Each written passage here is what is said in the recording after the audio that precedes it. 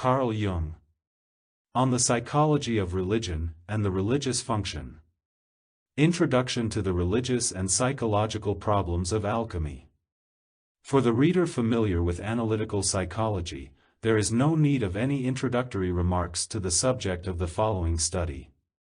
But for the reader whose interest is not professional and who comes to this book unprepared, some kind of preface will probably be necessary.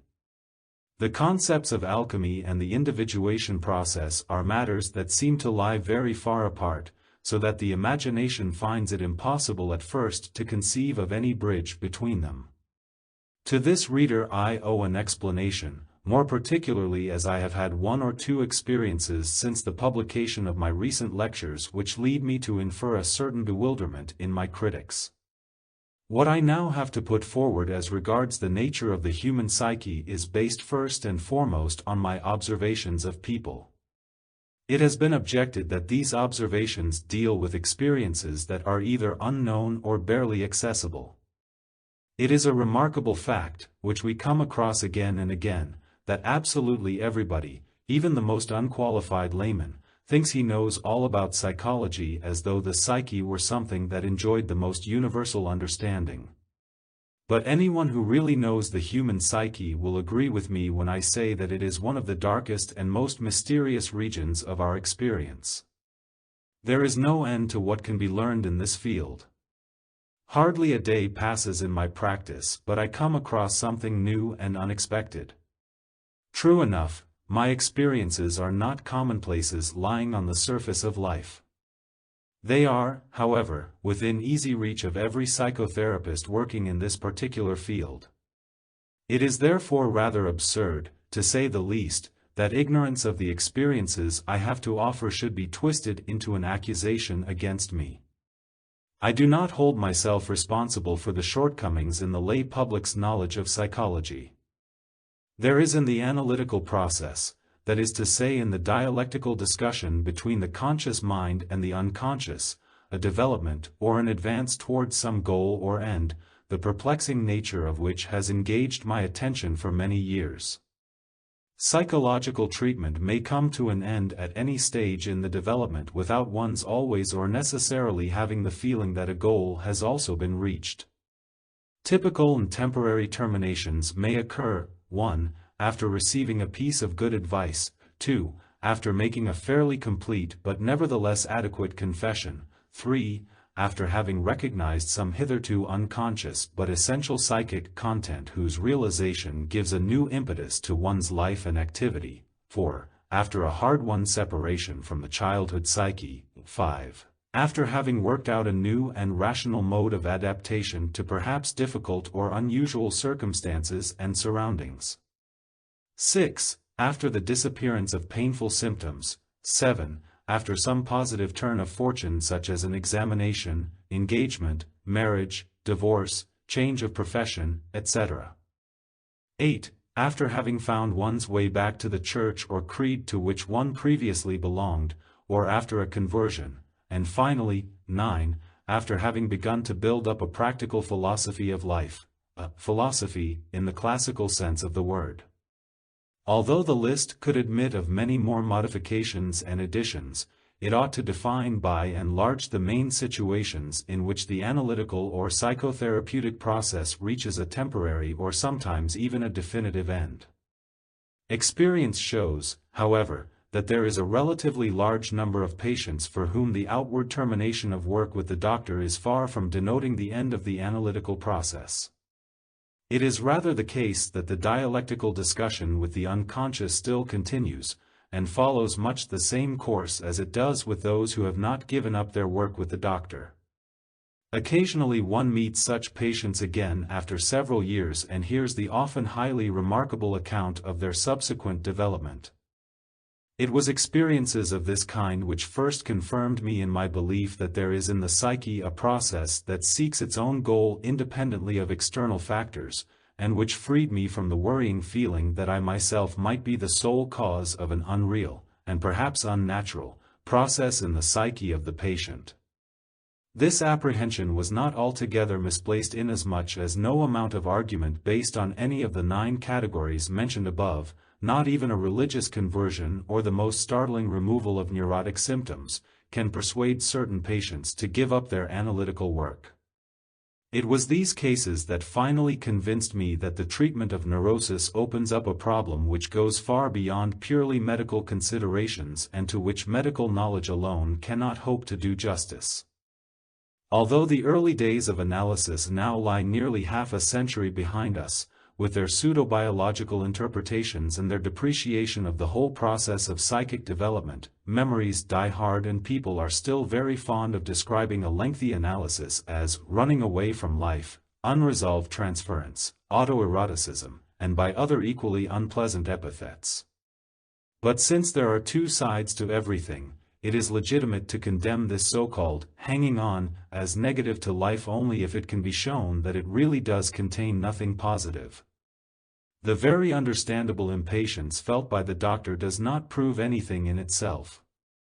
Only through infinitely patient research has the new science succeeded in building up a profounder knowledge of the nature of the psyche, and if there have been certain unexpected therapeutic results, these are due to the self-sacrificing perseverance of the doctor. Unjustifiably negative judgments are easily come by and at times harmful. Moreover, they arouse the suspicion of being a mere cloak for ignorance if not an attempt to evade the responsibility of a thoroughgoing analysis.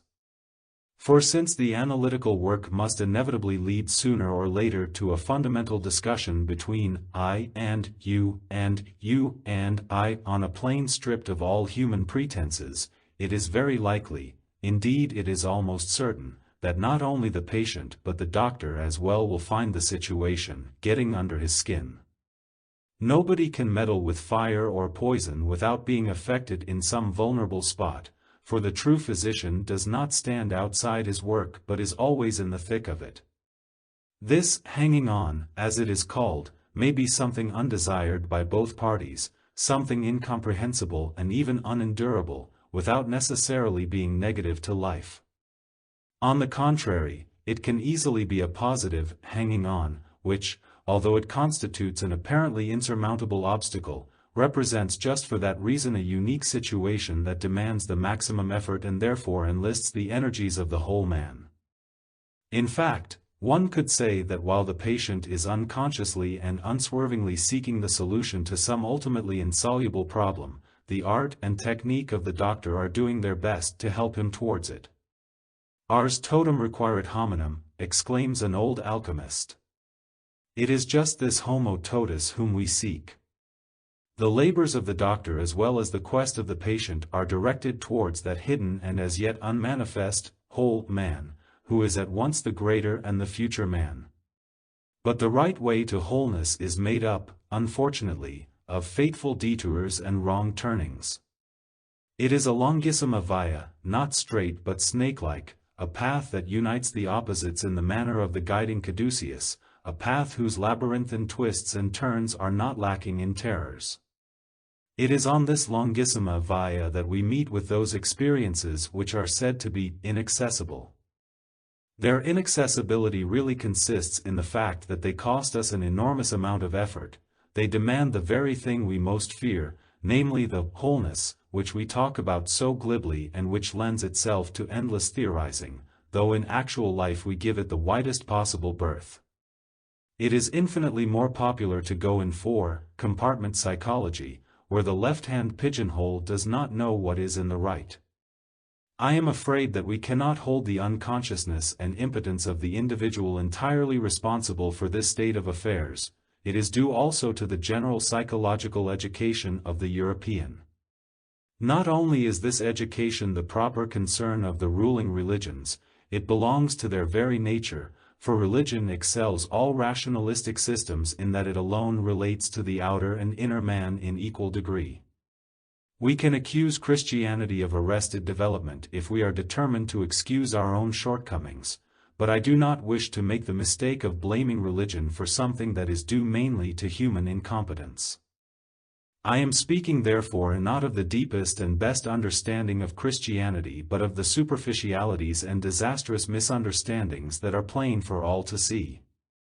The demand made by the Imitatio Christi, that we should follow the ideal and seek to become like it, ought logically to have the result of developing and exalting the inner man.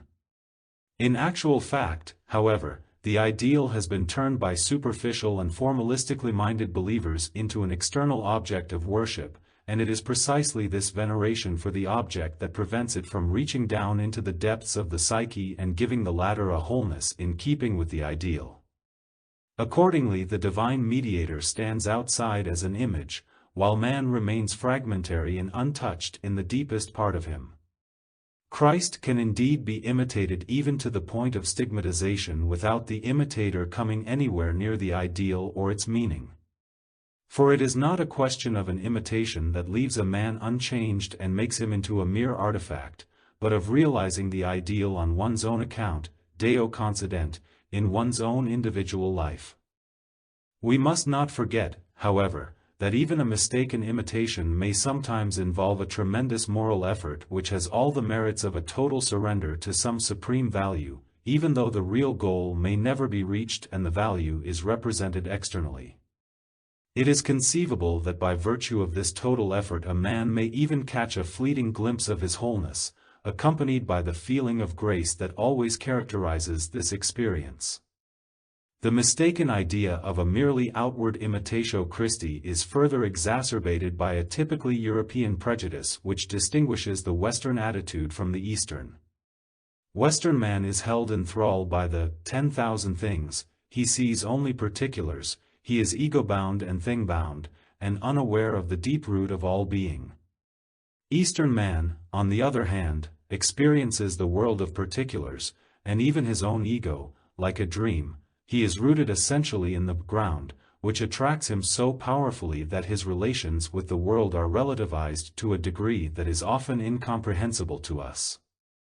The Western attitude, with its emphasis on the object, tends to fix the ideal, Christ, in its outward aspect and thus to rob it of its mysterious relation to the inner man.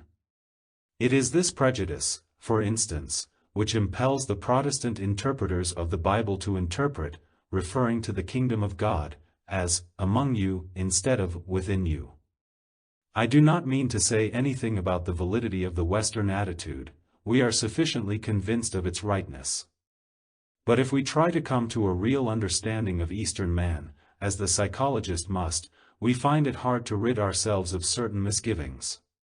Anyone who can square it with his conscience is free to decide this question as he pleases, though he may be unconsciously setting himself up as an arbiter mundi. I for my part prefer the precious gift of doubt, for the reason that it does not violate the virginity of things beyond our ken. Christ the ideal took upon himself the sins of the world. But if the ideal is wholly outside, then the sins of the individual are also outside, and consequently he is more of a fragment than ever, since superficial misunderstanding conveniently enables him, quite literally, to cast his sins upon Christ, and thus to evade his deepest responsibilities, which is contrary to the spirit of Christianity.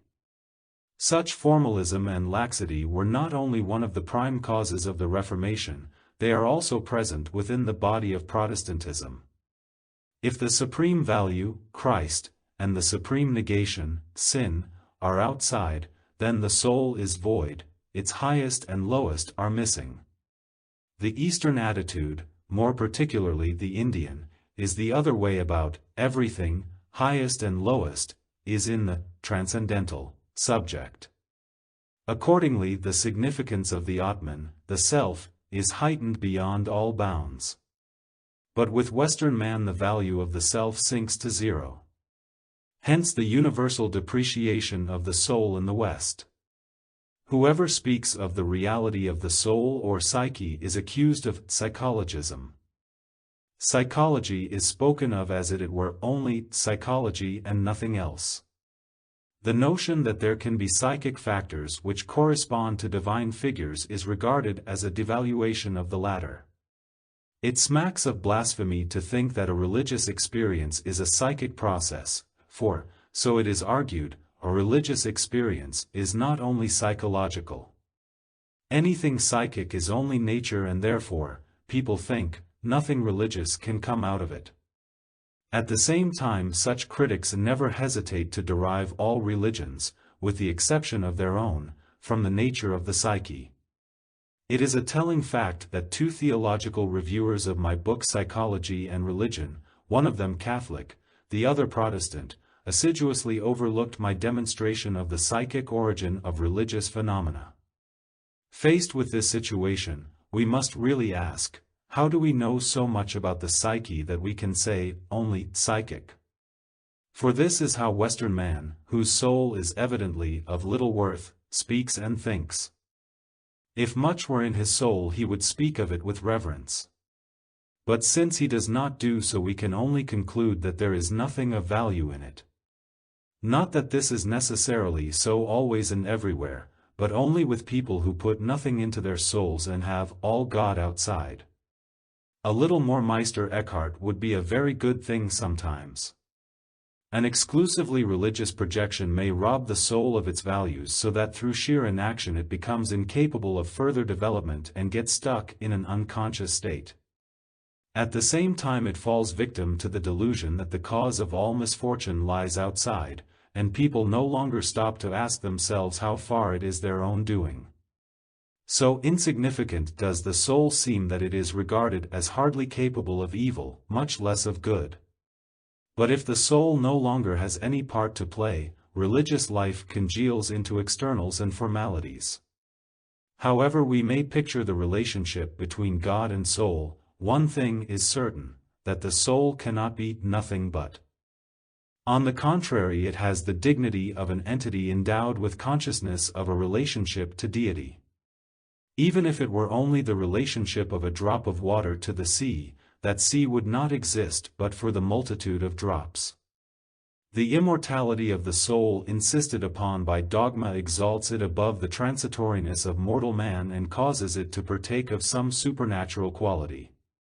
It thus infinitely surpasses the perishable, conscious individual in significance, so that logically the Christian is forbidden to regard the soul as a nothing but. As the eye to the sun, so the soul corresponds to God. Since our conscious mind does not comprehend the soul, it is ridiculous to speak of the things of the soul in a patronizing or depreciatory manner. Even the believing Christian does not know God's hidden ways and must leave him to decide whether he will work on man from outside or from within, through the soul.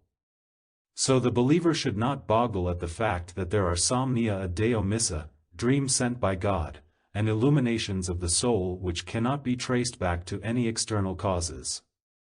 It would be blasphemy to assert that God can manifest himself everywhere save only in the human soul. Indeed, the very intimacy of the relationship between God and the soul precludes from the start any devaluation of the latter. It would be going perhaps too far to speak of an affinity, but at all events the soul must contain in itself the faculty of relationship to God, i.e., a correspondence, otherwise a connection could never come about. This correspondence is, in psychological terms, the archetype of the God image. Every archetype is capable of endless development and differentiation. It is therefore possible for it to be more developed or less. In an outward form of religion where all the emphasis is on the outward figure, hence where we are dealing with a more or less complete projection, the archetype is identical with externalized ideas but remains unconscious as a psychic factor. When an unconscious content is replaced by a projected image to that extent, it is cut off from all participation in and influence on the conscious mind. Hence it largely forfeits its own life, because prevented from exerting the formative influence on consciousness natural to it. What is more, it remains in its original form, unchanged, for nothing changes in the unconscious. At a certain point it even develops a tendency to regress to lower and more archaic levels.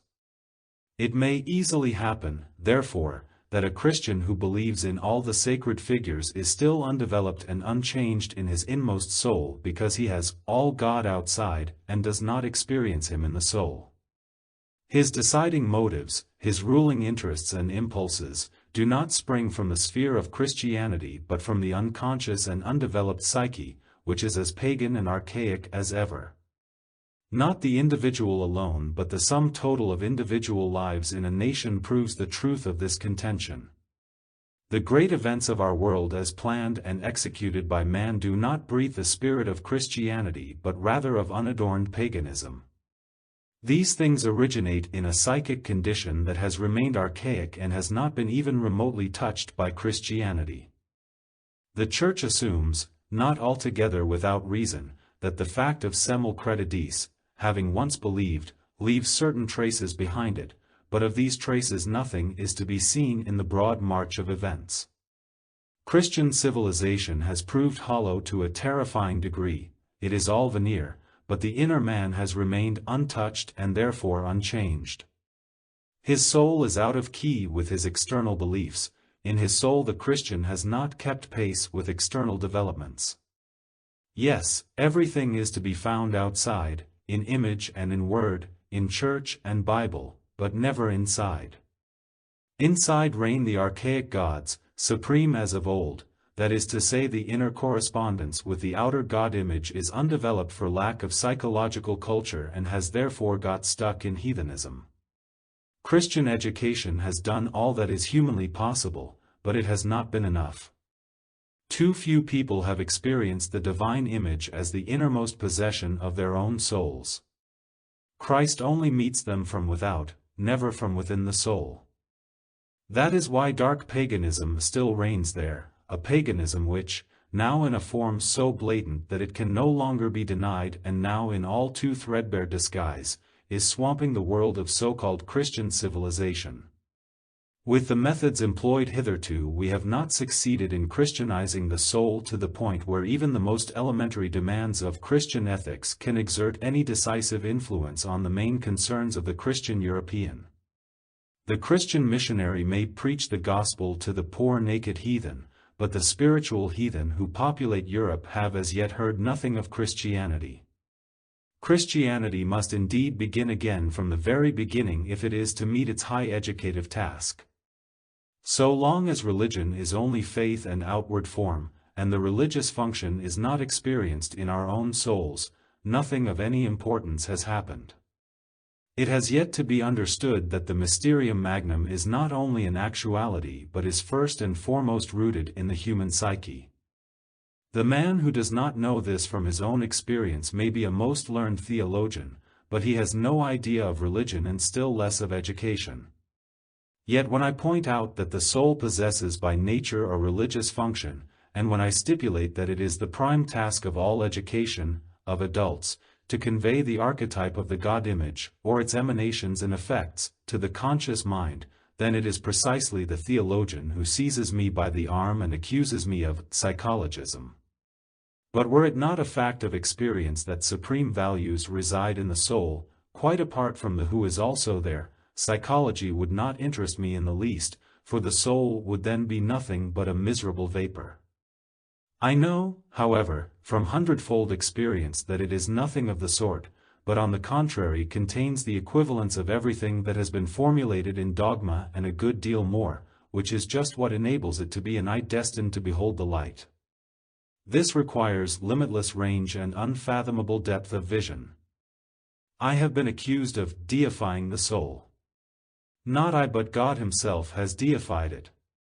I did not attribute a religious function to the soul, I merely produced the facts which prove that the soul is naturaliter religiosa, i.e., possesses a religious function. I did not invent or insinuate this function, it produces itself of its own accord without being prompted thereto by any opinions or suggestions of mine. With a truly tragic delusion these theologians fail to see that it is not a matter of proving the existence of the light, but of blind people who do not know that their eyes could see. It is high time we realized that it is pointless to praise the light and preach it if nobody can see it. It is much more needful to teach people the art of seeing. For it is obvious that far too many people are incapable of establishing a connection between the sacred figures and their own psyche. They cannot see to what extent the equivalent images are lying dormant in their own unconscious. In order to facilitate this inner vision we must first clear the way for the faculty of seeing. How this is to be done without psychology, that is, without making contact with the psyche, is frankly beyond my comprehension. Another equally serious misunderstanding lies in imputing to psychology the wish to be a new and possibly heretical doctrine. If a blind man can gradually be helped to see, it is not to be expected that he will at once discern new truths with an eagle eye. One must be glad if he sees anything at all, and if he begins to understand what he sees. Psychology is concerned with the act of seeing and not with the construction of new religious truths, when even the existing teachings have not yet been perceived and understood. In religious matters, it is a well-known fact that we cannot understand a thing until we have experienced it inwardly, for it is in the inward experience that the connection between the psyche and the outward image or creed is first revealed as a relationship or correspondence like that of sponsus and sponsa. Accordingly, when I say as a psychologist that God is an archetype, I mean by that the type in the psyche. The word type is, as we know, derived from blow or imprint, thus an archetype presupposes an imprinter. Psychology as the science of the soul has to confine itself to its subject and guard against overstepping its proper boundaries by metaphysical assertions or other professions of faith. Should it set up a God, even as a hypothetical cause, it would have implicitly claimed the possibility of proving God, thus exceeding its competence in an absolutely illegitimate way. Science can only be science. There are no scientific professions of faith and similar contradictions in adiecto. We simply do not know the ultimate derivation of the archetype any more than we know the origin of the psyche. The competence of psychology as an empirical science only goes so far as to establish, on the basis of comparative research, whether for instance the imprint found in the psyche can or cannot reasonably be termed a God image. Nothing positive or negative has thereby been asserted about the possible existence of God, any more than the archetype of the hero posits the actual existence of a hero. Now, if my psychological researches have demonstrated the existence of certain psychic types and their correspondence with well-known religious ideas, then we have opened up a possible approach to those experienceable contents which manifestly and undeniably form the empirical foundations of all religious experience. The religious-minded man is free to accept whatever metaphysical explanations he pleases about the origin of these images, not so the intellect, which must keep strictly to the principles of scientific interpretation and avoid trespassing beyond the bounds of what can be known. Nobody can prevent the believer from accepting God, Purusha, the Atman, or Tao as the prime cause and thus putting an end to the fundamental disquiet of man. The scientist is a scrupulous worker, he cannot take heaven by storm. Should he allow himself to be seduced into such an extravagance, he would be sawing off the branch on which he sits. The fact is that with the knowledge and actual experience of these inner images, a way is open for reason and feeling to gain access to those other images which the teachings of religion offer to mankind. Psychology thus does just the opposite of what it is accused of. It provides possible approaches to a better understanding of these things, it opens people's eyes to the real meaning of dogmas, and, far from destroying, it throws open an empty house to new inhabitants. I can corroborate this from countless experiences. People belonging to creeds of all imaginable kinds, who had played the apostate or cooled off in their faith, have found a new approach to their old truths, not a few Catholics among them. Even a Parsi found the way back to the Zoroastrian fire temple, which should bear witness to the objectivity of my point of view. But this objectivity is just what my psychology is most blamed for. It is said not to decide in favor of this or that religious doctrine. Without prejudice to my own subjective convictions, I should like to raise the question, is it not thinkable that when one refrains from setting oneself up as an arbiter mundi and, deliberately renouncing all subjectivism, cherishes on the contrary the belief, for instance, that God has expressed himself in many languages and appeared in diverse forms, and that all these statements are true, is it not thinkable, I say, that this too is a decision? The objection raised, more particularly by Christians, that it is impossible for contradictory statements to be true, must permit itself to be politely asked, does 1 equal 3? How can 3 be 1? Can a mother be a virgin? And so on. Has it not yet been observed that all religious statements contain logical contradictions and assertions that are impossible in principle, that this is in fact the very essence of religious assertion? As witness to this we have Tertullian's avowal, "And the Son of God is dead," which is worthy of belief because it is absurd. "And when buried he rose again," which is certain because it is impossible. If Christianity demands faith in such contradictions, it does not seem to me that it can very well condemn those who assert a few paradoxes more. Oddly enough, the paradox is one of our most valuable spiritual possessions, while uniformity of meaning is a sign of weakness. Hence a religion becomes inwardly impoverished when it loses or waters down its paradoxes, but their multiplication enriches because only the paradox comes anywhere near to comprehending the fullness of life. Non-ambiguity and non-contradiction are one-sided and thus unsuited to express the incomprehensible. Not everyone possesses the spiritual strength of a Tertullian. It is evident not only that he had the strength to sustain paradoxes but that they actually afforded him the highest degree of religious certainty. The inordinate number of spiritual weaklings makes paradoxes dangerous. So long as the paradox remains unexamined and is taken for granted as a customary part of life, it is harmless enough. But when it occurs to an insufficiently cultivated mind, always, as we know, the most sure of itself, to make the paradoxical nature of some tenet of faith the object of its lucubrations, as earnest as they are impotent, it is not long before such a one will break out into iconoclastic and scornful laughter, pointing to the manifest absurdity of the mystery. Things have gone rapidly downhill since the age of enlightenment, for, once this petty reasoning mind, which cannot endure any paradoxes, is awakened, no sermon on earth can keep it down. A new task then arises, to lift this still undeveloped mind step by step to a higher level and to increase the number of persons who have at least some inkling of the scope of paradoxical truth. If this is not possible, then it must be admitted that the spiritual approaches to Christianity are as good as blocked.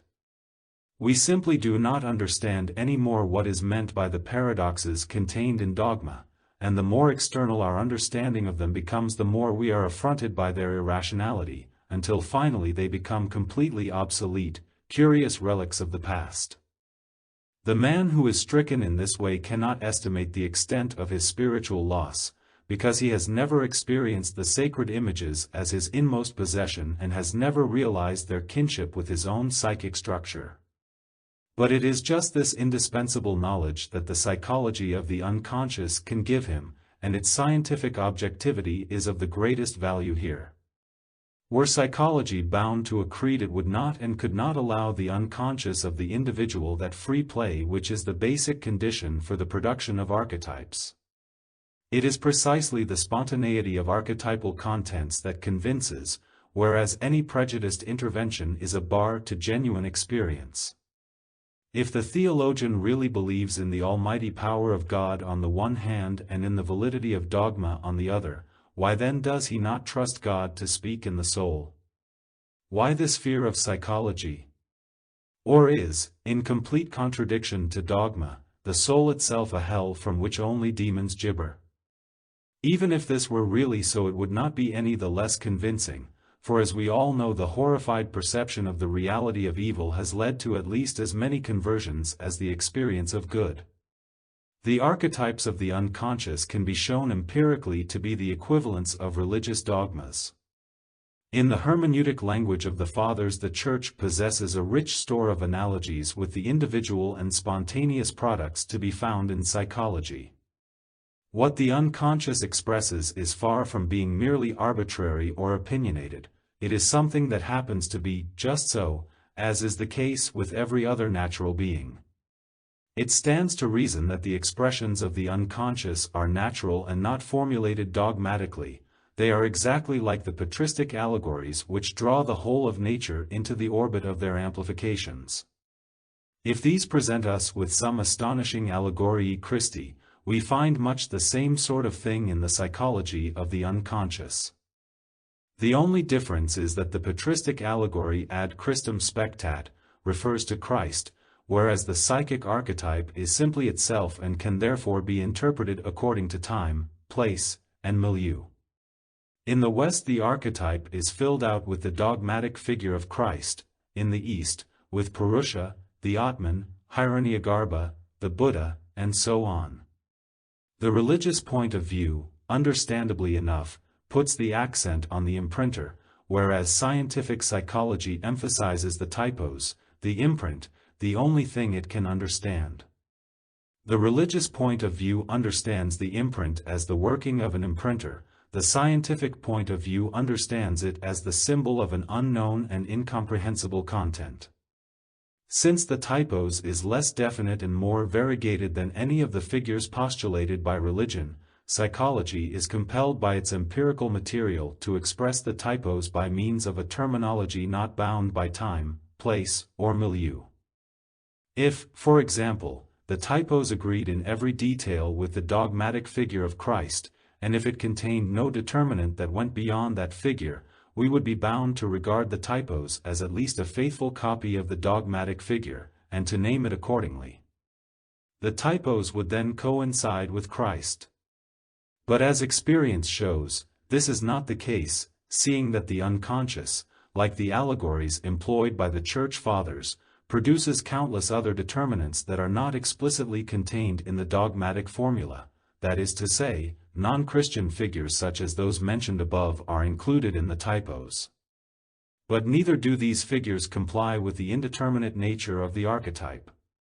It is altogether inconceivable that there could be any definite figure capable of expressing archetypal indefiniteness. For this reason I have found myself obliged to give the corresponding archetype the psychological name of the self, a term on the one hand definite enough to convey the essence of human wholeness and on the other hand indefinite enough to express the indescribable and indeterminable nature of this wholeness. The paradoxical qualities of the term are a reflection of the fact that wholeness consists partly of the conscious man and partly of the unconscious man. But we cannot define the latter or indicate his boundaries.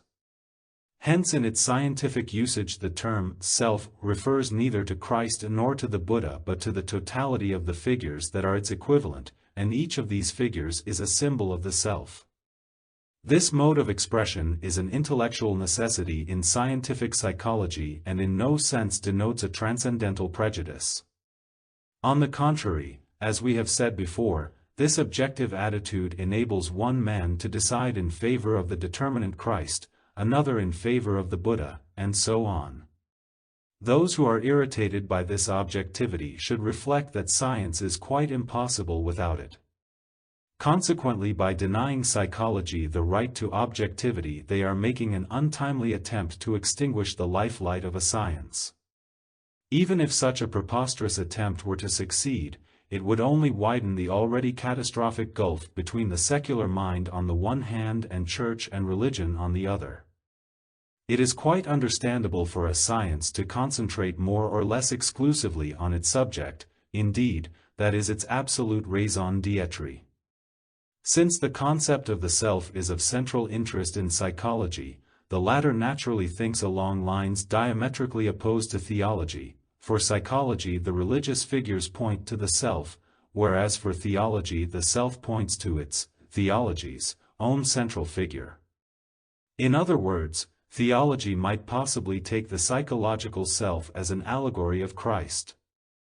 This opposition is, no doubt, very irritating, but unfortunately inevitable, unless psychology is to be denied the right to exist at all. I therefore plead for tolerance. Nor is this very hard for psychology, since as a science it makes no totalitarian claims. The Christ symbol is of the greatest importance for psychology insofar as it is perhaps the most highly developed and differentiated symbol of the self, apart from the figure of the Buddha.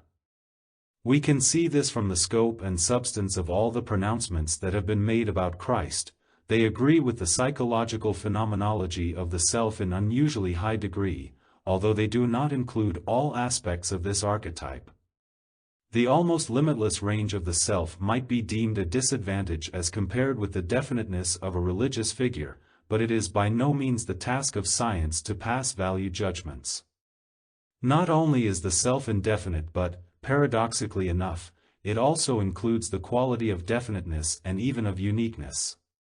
This is probably one of the reasons why precisely those religions founded by historical personages have become world religions, such as Christianity, Buddhism, and Islam. The inclusion in a religion of a unique human personality, especially when conjoined to an indeterminable divine nature, is consistent with the absolute individuality of the self, which combines uniqueness with eternity and the individual with the universal.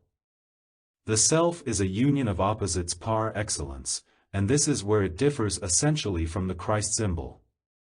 The androgyny of Christ is the utmost concession the Church has made to the problem of opposites.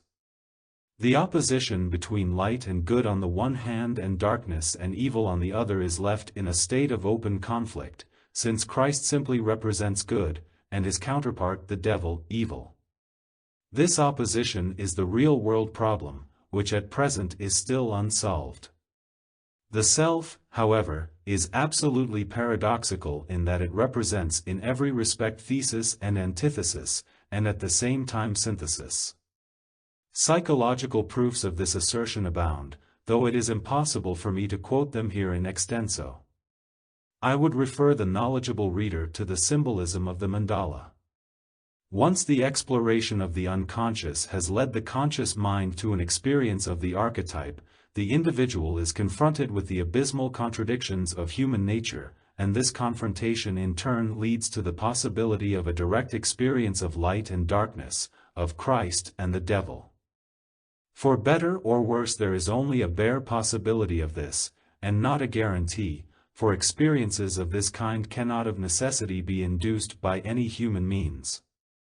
There are factors to be considered which are not under our control. Experience of the opposites has nothing whatever to do with intellectual insight or with empathy. It is more what we would call fate. Such an experience can convince one person of the truth of Christ, another of the truth of the Buddha, to the exclusion of all other evidence. Without the experience of the opposites there is no experience of wholeness and hence no inner approach to the sacred figures. For this reason Christianity rightly insists on sinfulness and original sin, with the obvious intent of opening up the abyss of universal opposition in every individual, at least from the outside. But this method is bound to break down in the case of a moderately alert intellect. Dogma is then simply no longer believed, and on top of that is thought absurd. Such an intellect is merely one-sided and sticks at the ineptia mysterii. It is miles from Tertullian's antinomies. In fact, it is quite incapable of enduring the suffering such a tension involves. Cases are not unknown where the rigorous exercises and proselytizings of the Catholics, and a certain type of Protestant education that is always sniffing out sin, have brought about psychic damage that leads not to the kingdom of heaven but to the consulting room of the doctor. Although insight into the problem of opposites is absolutely imperative, there are very few people who can stand it in practice, a fact which has not escaped the notice of the confessional. By way of a reaction to this we have the palliative of moral probabilism, a doctrine that has suffered frequent attack from all quarters because it tries to mitigate the crushing effect of sin. Whatever one may think of this phenomenon, one thing is certain, that apart from anything else it holds within it a large humanity and an understanding of human weakness which compensate for the world's unbearable antinomies. The tremendous paradox implicit in the insistence on original sin on the one hand and the concession made by probabilism on the other is, for the psychologist, a necessary consequence of the Christian problem of opposites outlined above, for in the self good and evil are indeed closer than identical twins. The reality of evil and its incompatibility with good cleave the opposites asunder and lead inexorably to the crucifixion and suspension of everything that lives.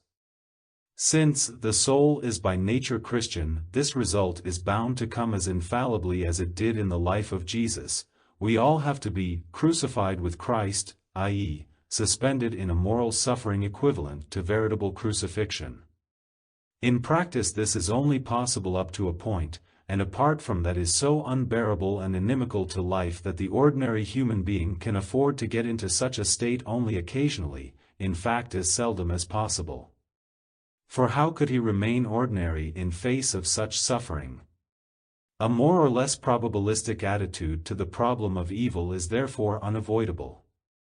Hence the truth about the self, the unfathomable union of good and evil, comes out concretely in the paradox that although sin is the gravest and most pernicious thing there is, it is still not so serious that it cannot be disposed of with probabilist arguments. Nor is this necessarily a lax or frivolous proceeding but simply a practical necessity of life.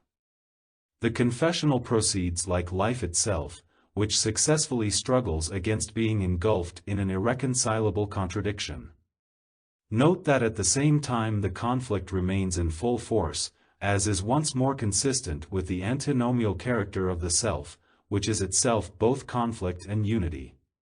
Christianity has made the antinomy of good and evil into a world problem and, by formulating the conflict dogmatically, raised it to an absolute principle. Into this as yet unresolved conflict the Christian is cast as a protagonist of good, a fellow player in the world drama. Understood in its deepest sense, being Christ's follower involves a suffering that is unendurable to the great majority of mankind. Consequently, the example of Christ is in reality followed either with reservation or not at all, and the pastoral practice of the Church even finds itself obliged to lighten the yoke of Christ. This means a pretty considerable reduction in the severity and harshness of the conflict and hence, in practice, a relativism of good and evil. Good is equivalent to the unconditional imitation of Christ and evil is its hindrance. Man's moral weakness and sloth are what chiefly hinder the imitation, and it is to these that probabilism extends a practical understanding which may sometimes, perhaps, come nearer to Christian tolerance, mildness, and love of one's neighbor than the attitude of those who see in probabilism a mere laxity. Although one must concede a number of cardinal Christian virtues to the probabilist endeavor, one must still not overlook the fact that it obviates much of the suffering involved in the imitation of Christ and that the conflict of good and evil is thus robbed of its harshness and toned down to tolerable proportions. This brings about an approach to the psychic archetype of the self, where even these opposites seem to be united, though, as I say, it differs from the Christian symbolism, which leaves the conflict open. For the latter there is a rift running through the world, light wars against night and the upper against the lower. The two are not one, as they are in the psychic archetype. But, even though religious dogma may condemn the idea of two being one, religious practice does, as we have seen, allow the natural psychological symbol of the self at one with itself an approximate means of expression. On the other hand, dogma insists that three are one, while denying that four are one. Since olden times, not only in the West but also in China, uneven numbers have been regarded as masculine and even numbers as feminine. The Trinity is therefore a decidedly masculine deity, of which the androgyny of Christ and the special position and veneration accorded to the Mother of God are not the real equivalent. With this statement, which may strike the reader as peculiar, we come to one of the central axioms of alchemy, namely the saying of Maria Prophetessa, one becomes two becomes three, and out of the third comes the one as the fourth. As the reader has already seen from its title, this book is concerned with the psychological significance of alchemy and thus with a problem which, with very few exceptions, has so far eluded scientific research. Until quite recently science was interested only in the part that alchemy played in the history of chemistry, concerning itself very little with the part it played in the history of philosophy and religion. The importance of alchemy for the historical development of chemistry is obvious, but its cultural importance is still so little known that it seems almost impossible to say in a few words wherein that consisted. In this introduction, therefore, I have attempted to outline the religious and psychological problems which are germane to the theme of alchemy. The point is that alchemy is rather like an undercurrent to the Christianity that ruled on the surface. It is to this surface as the dream is to consciousness, and just as the dream compensates the conflicts of the conscious mind, so alchemy endeavors to fill in the gaps left open by the Christian tension of opposites. Perhaps the most pregnant expression of this is the axiom of Maria Prophetessa quoted above, which runs like a leitmotif throughout almost the whole of the lifetime of alchemy, extending over more than 17 centuries. In this aphorism, the even numbers which signify the feminine principle, earth, the regions under the earth, and evil itself are interpolated between the uneven numbers of the Christian dogma. They are personified by the serpens Mercurii, the dragon that creates and destroys itself and represents the prima materia. This fundamental idea of alchemy points back to the Tiham, to Tiamat with her dragon attribute, and thus to the primordial matriarchal world which, in the theomachy of the Marduk myth, was overthrown by the masculine world of the father. The historical shift in the world's consciousness towards the masculine is compensated at first by the chthonic femininity of the unconscious. In certain pre-Christian religions, the differentiation of the masculine principle had taken the form of the father-son specification, a change which was to be of the utmost importance for Christianity. Were the unconscious merely complementary, this shift of consciousness would have been accompanied by the production of a mother and daughter, for which the necessary material lay ready to hand in the myth of Demeter and Persephone. But, as alchemy shows, the unconscious chose rather the Symboliatis type in the form of the prima materia and the filius macrocosmi, thus proving that it is not complementary but compensatory. This goes to show that the unconscious does not simply act contrary to the conscious mind but modifies it more in the manner of an opponent or partner.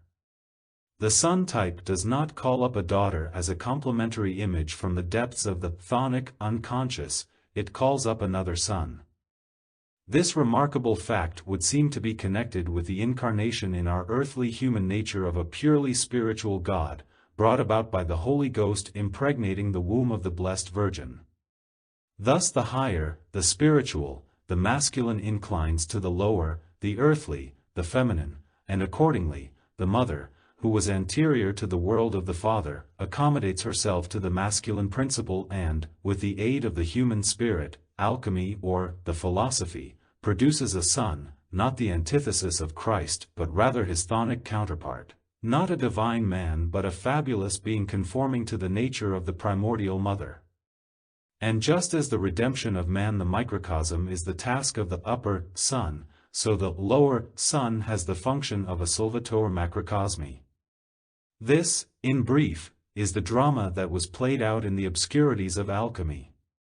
It is superfluous to remark that these two sons were never united, except perhaps in the mind and innermost experience of a few particularly gifted alchemists. But it is not very difficult to see the purpose of this drama. In the incarnation it looked as though the masculine principle of the father world were approximating to the feminine principle of the mother world, with the result that the latter felt impelled to approximate in turn to the father world. What it evidently amounted to was an attempt to bridge the gulf separating the two worlds as compensation for the open conflict between them. I hope the reader will not be offended if my exposition sounds like a Gnostic myth. We are moving in those psychological regions where, as a matter of fact, gnosis is rooted. The message of the Christian symbol is gnosis, and the compensation effected by the unconscious is gnosis in even higher degree. Myth is the primordial language natural to these psychic processes, and no intellectual formulation comes anywhere near the richness and expressiveness of mythical imagery. Such processes are concerned with the primordial images, and these are best and most succinctly reproduced by figurative language. The process described above displays all the characteristic features of psychological compensation. We know that the mask of the unconscious is not rigid, it reflects the face we turn towards it. Hostility lends it a threatening aspect, friendliness softens its features. It is not a question of mere optical reflection but of an autonomous answer which reveals the self-sufficing nature of that which answers. Thus the filius philosophorum is not just the reflected image, in unsuitable material, of the Son of God.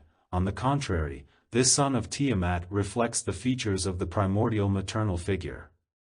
Although he is decidedly hermaphroditic, he has a masculine name, a sign that the chthonic underworld, having been rejected by the spirit and identified with evil, has a tendency to compromise. There is no mistaking the fact that he is a concession to the spiritual and masculine principle, even though he carries in himself the weight of the earth and the whole fabulous nature of primordial animality. This answer of the mother world shows that the gulf between it and the father world is not unbridgeable, seeing that the unconscious holds the seed of the unity of both. The essence of the conscious mind is discrimination. It must, if it is to be aware of things, separate the opposites, and it does this contra naturam. In nature the opposites seek one another, les extremes se touchent, and so it is in the unconscious, and particularly in the archetype of unity, the self. Here, as in the deity, the opposites cancel out. But as soon as the unconscious begins to manifest itself, they split asunder, as at the creation, for every act of dawning consciousness is a creative act, and it is from this psychological experience that all cosmogonic symbols are derived. Alchemy is preeminently concerned with the seed of unity which lies hidden in the chaos of Tiamat and forms the counterpart to the divine unity. Like this, the seed of unity has a Trinitarian character in Christian alchemy and a triadic character in pagan alchemy. According to other authorities, it corresponds to the unity of the four elements and is therefore a quaternity. The overwhelming majority of modern psychological findings speaks in favor of the latter view. The few cases I have observed which produced the number 3 were marked by a systematic deficiency in consciousness, that is to say, by an unconsciousness of the inferior function. The number 3 is not a natural expression of wholeness, since 4 represents the minimum number of determinants in a whole judgment. It must nevertheless be stressed that side by side with the distinct leanings of alchemy, and of the unconscious, towards quaternity there is always a vacillation between 3 and 4 which comes out over and over again. Even in the axiom of Maria Prophetessa the quaternity is muffled and alembicated. In alchemy there are 3 as well as 4 regimena or procedures, 3 as well as 4 colors. There are always 4 elements, but often 3 of them are grouped together, with the 4th in a special position, sometimes earth, sometimes fire. Mercurius is of course quadratics, but he is also a 3-headed snake or simply a triunity. This uncertainty has a duplex character, in other words, the central ideas are ternary as well as quaternary. The psychologist cannot but mention the fact that a similar puzzle exists in the psychology of the unconscious. The least differentiated or inferior function is so much contaminated with the collective unconscious that, on becoming conscious, it brings up among others the archetype of the self, as well as Maria Prophetessa says. 4 signifies the feminine, motherly, physical, 3 the masculine, fatherly, spiritual. Thus the uncertainty as to 3 or 4 amounts to a wavering between the spiritual and the physical, a striking example of how every human truth is a last truth but one. I began my introduction with human wholeness as the goal to which the psychotherapeutic process ultimately leads.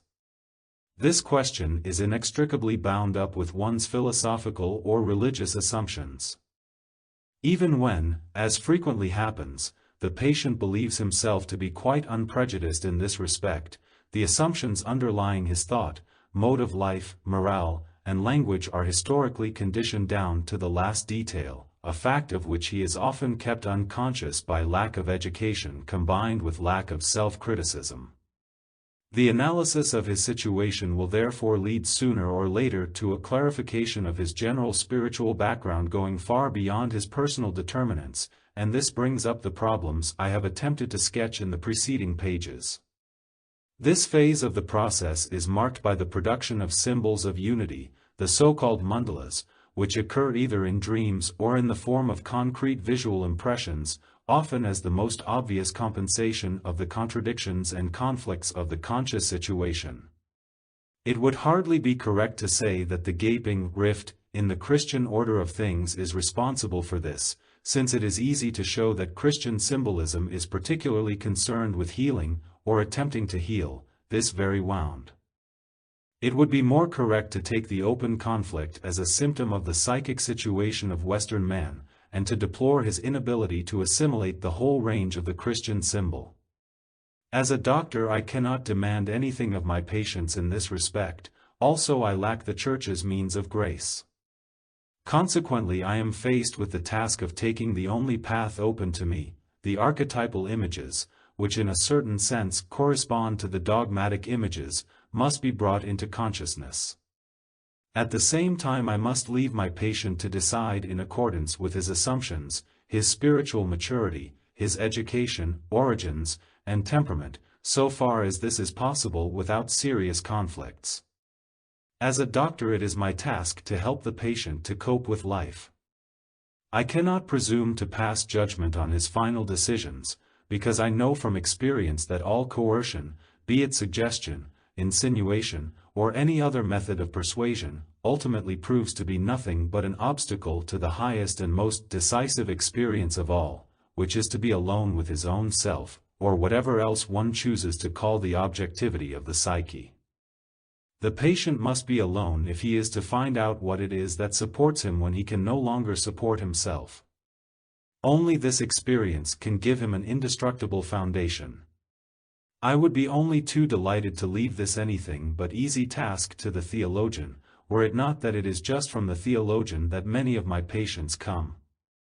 They ought to have hung on to the community of the Church, but they were shed like dry leaves from the great tree and now find themselves hanging on to the treatment. Something in them clings, often with the strength of despair, as if they or the thing they cling to would drop off into the void the moment they relaxed their hold. They are seeking firm ground on which to stand. Since no outward support is of any use to them, they must finally discover it in themselves, admittedly the most unlikely place from the rational point of view, but an altogether possible one from the point of view of the unconscious. We can see this from the archetype of the lowly origin of the Redeemer. The way to the goal seems chaotic and interminable at first, and only gradually do the signs increase that it is leading anywhere. The way is not straight but appears to go round in circles. More accurate knowledge has proved it to go in spirals. The dream motifs always return after certain intervals to definite forms, whose characteristic it is to define a center. And as a matter of fact, the whole process revolves about a central point or some arrangement round a center, which may in certain circumstances appear even in the initial dreams. As manifestations of unconscious processes, the dreams rotate or circumambulate round the center, drawing closer to it as the amplifications increase in distinctness and in scope. Owing to the diversity of the symbolical material, it is difficult at first to perceive any kind of order at all. Nor should it be taken for granted that dream sequences are subject to any governing principle. But, as I say, the process of development proves on closer inspection to be cyclic or spiral. We might draw a parallel between such spiral courses and the processes of growth in plants. In fact, the plant motif, tree, flower, etc., frequently recurs in these dreams and fantasies and is also spontaneously drawn or painted. In alchemy, the tree is the symbol of Hermetic philosophy. The first of the following two studies deals with a series of dreams which contain numerous symbols of the center or goal. The development of these symbols is almost the equivalent of a healing process. The center or goal thus signifies salvation in the proper sense of the word. The justification for such a terminology comes from the dreams themselves, for these contain so many references to religious phenomena that I was able to use some of them as the subject of my book Psychology and Religion. It seems to me beyond all doubt that these processes are concerned with the religion creating archetypes. Whatever else religion may be, those psychic ingredients of it which are empirically verifiable undoubtedly consist of unconscious manifestations of this kind. People have dwelt far too long on the fundamentally sterile question of whether the assertions of faith are true or not. Quite apart from the impossibility of ever proving or refuting the truth of a metaphysical assertion, the very existence of the assertion is a self-evident fact that needs no further proof, and when a consensus gentium allies itself thereto, the validity of the statement is proved to just that extent. The only thing about it that we can verify is the psychological phenomenon, which is incommensurable with the category of objective rightness or truth. No phenomenon can ever be disposed of by rational criticism, and in religious life we have to deal with phenomena and facts and not with arguable hypotheses. During the process of treatment, the dialectical discussion leads logically to a meeting between the patient and his shadow, that dark half of the psyche which we invariably get rid of by means of projection, either by burdening our neighbors, in a wider or narrower sense, with all the faults which we obviously have ourselves, or by casting our sins upon a divine mediator with the aid of contritio or the milder attrition. We know of course that without sin there is no repentance, and without repentance no redeeming grace, also that without original sin the redemption of the world could never have come about, but we assiduously avoid investigating whether in this very power of evil God might not have placed some special purpose which it is most important for us to know. One often feels driven to some such view when, like the psychotherapist, one has to deal with people who are confronted with their blackest shadow. At any rate, the doctor cannot afford to point, with a gesture of facile moral superiority, to the tablets of the law and say, "Thou shalt not." He has to examine things objectively and weigh up possibilities, for he knows, less from religious training and education than from instinct and experience, that there is something very like a felix culpa. He knows that one can miss not only one's happiness but also one's final guilt, without which a man will never reach his wholeness. Wholeness is in fact a charisma which one can manufacture neither by art nor by cunning. One can only grow into it and endure whatever its advent may bring. No doubt it is a great nuisance that mankind is not uniform but compounded of individuals whose psychic structure spreads them over a span of at least 10,000 years. Hence there is absolutely no truth that does not spell salvation to one person and damnation to another. All universalisms get stuck in this terrible dilemma. Earlier on I spoke of Jesuit probabilism. This gives a better idea than anything else of the tremendous Catholic task of the Church. Even the best-intentioned people have been horrified by probabilism, but, when brought face to face with the realities of life, many of them have found their horror evaporating or their laughter dying on their lips. The doctor too must weigh and ponder, not whether a thing is for or against the Church but whether it is for or against life and health. On paper the moral code looks clear and neat enough, but the same document written on the living tables of the heart is often a sorry tatter, particularly in the mouths of those who talk the loudest. We are told on every side that evil is evil and that there can be no hesitation in condemning it, but that does not prevent evil from being the most problematical thing in the individual's life and the one which demands the deepest reflection. What above all deserves our keenest attention is the question, exactly who is the doer?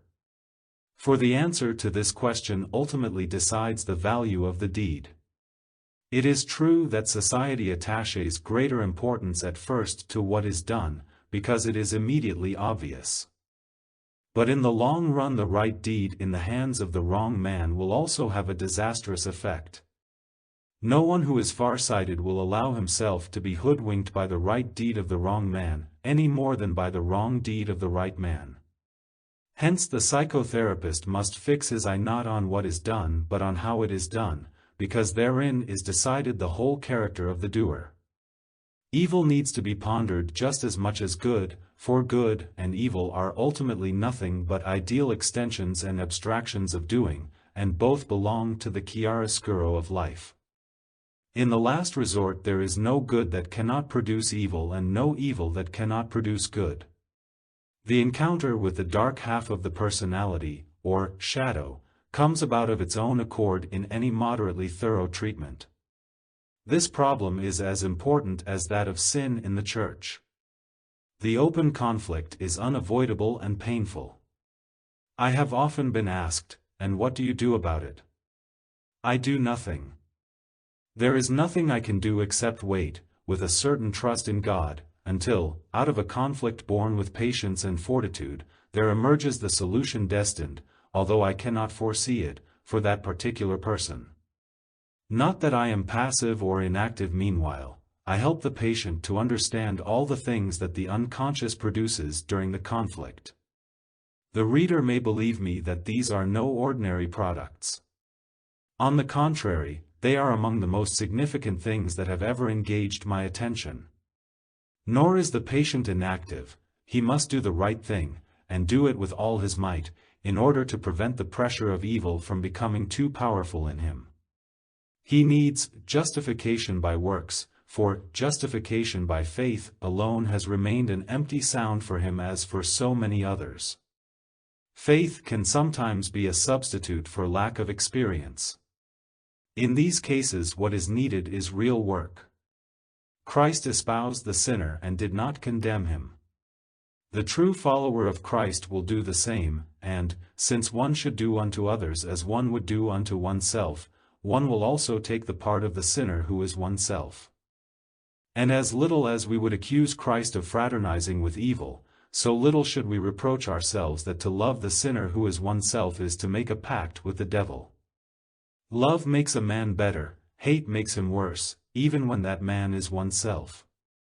The danger in this point of view is the same as in the imitation of Christ, but the Pharisee in us will never allow himself to be caught talking to publicans and whores.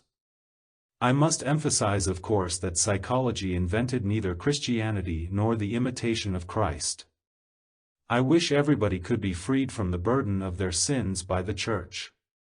But he to whom she cannot render this service must bend very low in the imitation of Christ in order to take the burden of his cross upon him.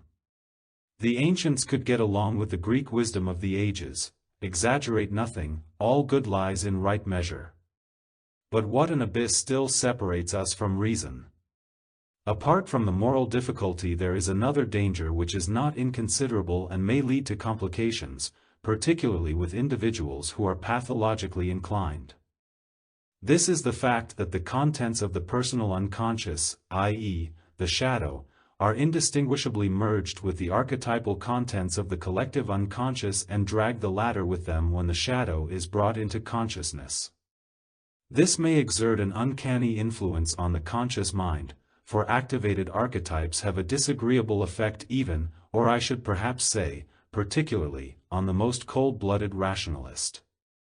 He is afraid that the lowest form of conviction, namely superstition, is, as he thinks, forcing itself on him.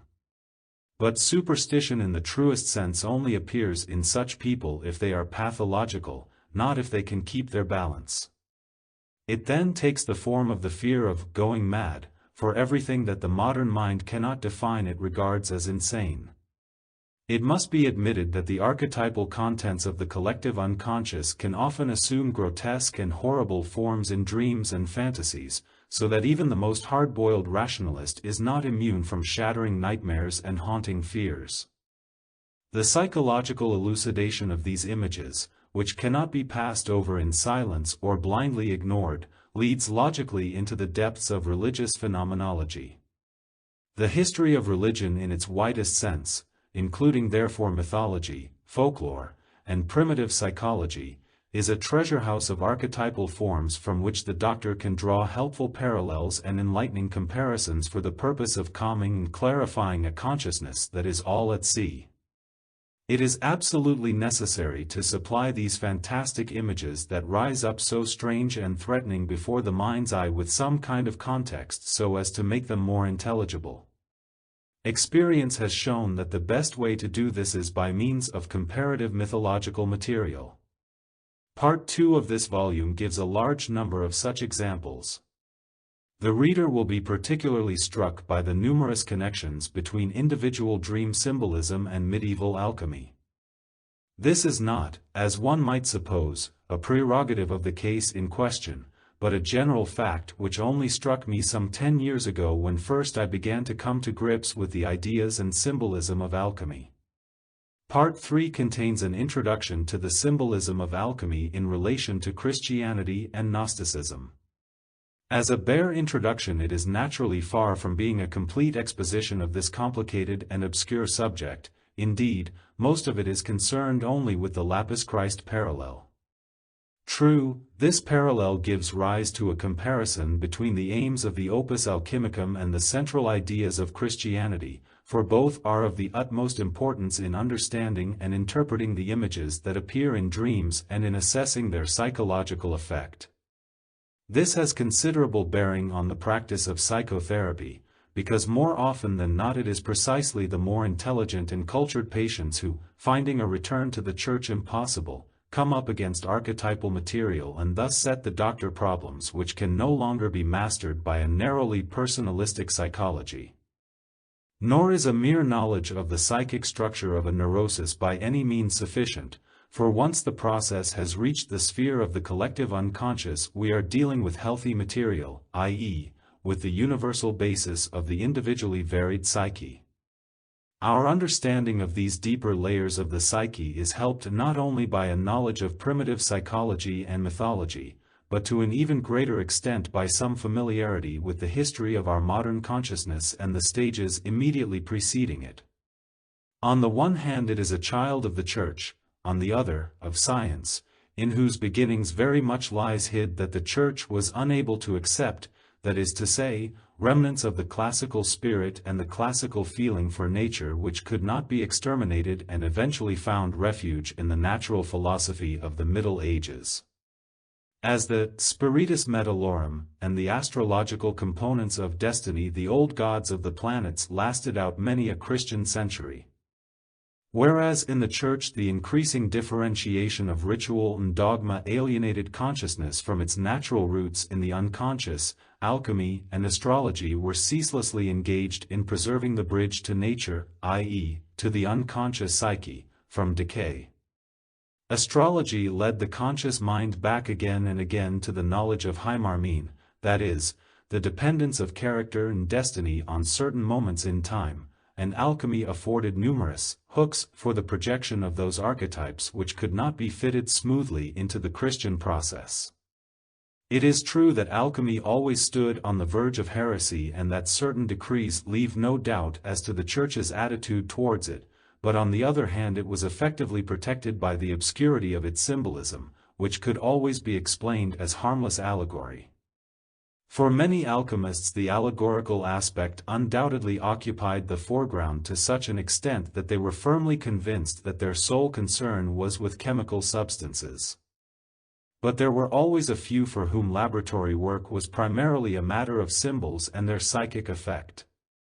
As the texts show, they were quite conscious of this, to the point of condemning the naive gold makers as liars, frauds, and dupes. Their own standpoint they proclaimed with propositions like aurum nostrum non est aurum vulgi.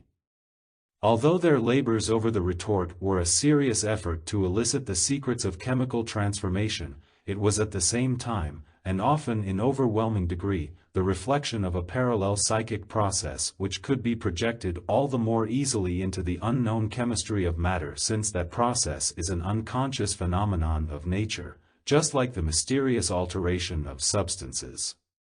What the symbolism of alchemy expresses is the whole problem of the evolution of personality described above, the so-called individuation process.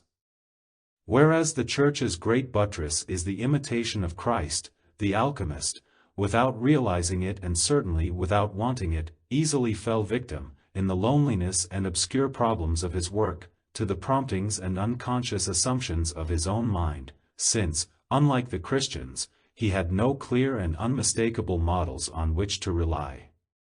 The authors he studied provided him with symbols whose meaning he thought he understood in his own way, but in reality they touched and stimulated his unconscious. Ironical towards themselves, the alchemists coined the phrase obscurum per obscurius. But with this method of explaining the obscure by the more obscure, they only sank themselves deeper in the very process from which the Church was struggling to redeem them. While the dogmas of the Church offered analogies to the alchemical process, these analogies, in strict contrast to alchemy, had become detached from the world of nature through their connection with the historical figure of the Redeemer. The alchemical four-in-one, the philosophical gold, the lapis angularis, the aqua divina, became, in the Church, the four-armed cross on which the only begotten had sacrificed himself once in history and at the same time for all eternity. The alchemists ran counter to the Church in preferring to seek through knowledge rather than to find through faith, though as medieval people they never thought of themselves as anything but good Christians. Paracelsus is a classical example in this respect. But in reality they were in much the same position as modern man, who prefers immediate personal experience to belief in traditional ideas, or rather has it forced upon him. Dogma is not arbitrarily invented, or is it a unique miracle, although it is often described as miraculous with the obvious intent of lifting it out of its natural context. The central ideas of Christianity are rooted in Gnostic philosophy, which, in accordance with psychological laws, simply had to grow up at a time when the classical religions had become obsolete. It was founded on the perception of symbols thrown up by the unconscious individuation process, which always sets in when the collective dominance of human life fall into decay. At such a time there is bound to be a considerable number of individuals who are possessed by archetypes of a numinous nature that force their way to the surface in order to form new dominance. This state of possession shows itself almost without exception in the fact that the possessed identify themselves with the archetypal contents of their unconscious, and, because they do not realize that the role which is being thrust upon them is the effect of new content still to be understood, they exemplify these concretely in their own lives, thus becoming prophets and reformers. In so far as the archetypal content of the Christian drama was able to give satisfying expression to the uneasy and clamorous unconscious of the many, the consensus omnium raised this drama to a universally binding truth, not of course by an act of judgment, but by the irrational fact of possession, which is far more effective. Thus Jesus became the tutelary image or amulet against the archetypal powers that threatened to possess everyone. The glad tidings announced, "It has happened, but it will not happen to you inasmuch as you believe in Jesus Christ, the Son of God." Yet it could and it can and it will happen to everyone in whom the Christian dominant has decayed. For this reason there have always been people who, not satisfied with the dominance of conscious life, set forth, under cover and by devious paths, to their destruction or salvation, to seek direct experience of the eternal roots, and, following the lure of the restless unconscious psyche, find themselves in the wilderness where, like Jesus, they come up against the son of darkness, the thus an old alchemist, and he a cleric, praise. Horridas nostrae mentis purga tenebras, accend lumen sensibus. Purge the horrible darknesses of our mind, light a light for our senses. The author of this sentence must have been undergoing the experience of the nigredo, the first stage of the work, which was felt as melancholia in alchemy and corresponds to the encounter with the shadow in psychology. When, therefore, modern psychotherapy once more meets with the activated archetypes of the collective unconscious, it is merely the repetition of a phenomenon that has often been observed in moments of great religious crisis, although it can also occur in individuals for whom the ruling ideas have lost their meaning. An example of this is the descensus ad inferos depicted in Faust, which, consciously or unconsciously, is an opus alchemicum. The problem of opposites called up by the shadow plays a great, indeed, the decisive, role in alchemy, since it leads in the ultimate phase of the work to the union of opposites in the archetypal form of the hieros gamos or chemical wedding. Here the supreme opposites, male and female, as in the Chinese yang and yin, are melted into a unity purified of all opposition and therefore incorruptible. The prerequisite for this, of course, is that the artifacts should not identify himself with the figures in the work but should leave them in their objective, impersonal state. So long as the alchemist was working in his laboratory, he was in a favorable position, psychologically speaking, for he had no opportunity to identify himself with the archetypes as they appeared, since they were all projected immediately into the chemical substances. The disadvantage of this situation was that the alchemist was forced to represent the incorruptible substance as a chemical product, an impossible undertaking which led to the downfall of alchemy, its place in the laboratory being taken by chemistry. But the psychic part of the work did not disappear. It captured new interpreters, as we can see from the example of Faust, and also from the signal connection between our modern psychology of the unconscious and alchemical symbolism. From psychology and religion. The autonomy of the unconscious. As it seems to be the intention of the founder of the Terry Lectures to enable representatives of science, as well as of philosophy and other spheres of human knowledge, to contribute to the discussion of the eternal problem of religion, and since Yale University has bestowed upon me the great honor of delivering the Terry Lectures, for I assume that it will be my task to show what psychology, or rather that special branch of medical psychology which I represent, has to do with or to say about religion. Since religion is incontestably one of the earliest and most universal expressions of the human mind, it is obvious that any psychology which touches upon the psychological structure of human personality cannot avoid taking note of the fact that religion is not only a sociological and historical phenomenon, but also something of considerable personal concern to a great number of individuals. Although I have often been called a philosopher, I am an empiricist and adhere as such to the phenomenological standpoint. I trust that it does not conflict with the principles of scientific empiricism if one occasionally makes certain reflections which go beyond a mere accumulation and classification of experience. As a matter of fact, I believe that experience is not even possible without reflection, because experience is a process of assimilation without which there could be no understanding. As this statement indicates, I approach psychological matters from a scientific and not from a philosophical standpoint. Inasmuch as religion has a very important psychological aspect, I deal with it from a purely empirical point of view, that is, I restrict myself to the observation of phenomena and I eschew any metaphysical or philosophical considerations. I do not deny the validity of these other considerations, but I cannot claim to be competent to apply them correctly. I am aware that most people believe they know all there is to be known about psychology, because they think that psychology is nothing but what they know of themselves. But I am afraid psychology is a good deal more than that. While having little to do with philosophy, it has much to do with empirical facts, many of which are not easily accessible to the experience of the average man. It is my intention to give you a few glimpses of the way in which practical psychology comes up against the problem of religion. It is self-evident that the vastness of the problem requires far more than 3 lectures, as the necessary elaboration of concrete detail takes a great deal of time and explanation. My first lecture will be a sort of introduction to the problem of practical psychology and religion. The second is concerned with facts which demonstrate the existence of an authentic religious function in the unconscious. The third deals with the religious symbolism of unconscious processes. Since I am going to present a rather unusual argument, I cannot assume that my audience will be fully acquainted with the methodological standpoint of the branch of psychology I represent. This standpoint is exclusively phenomenological, that is, it is concerned with occurrences, events, experiences, in a word, with facts. Its truth is a fact and not a judgment.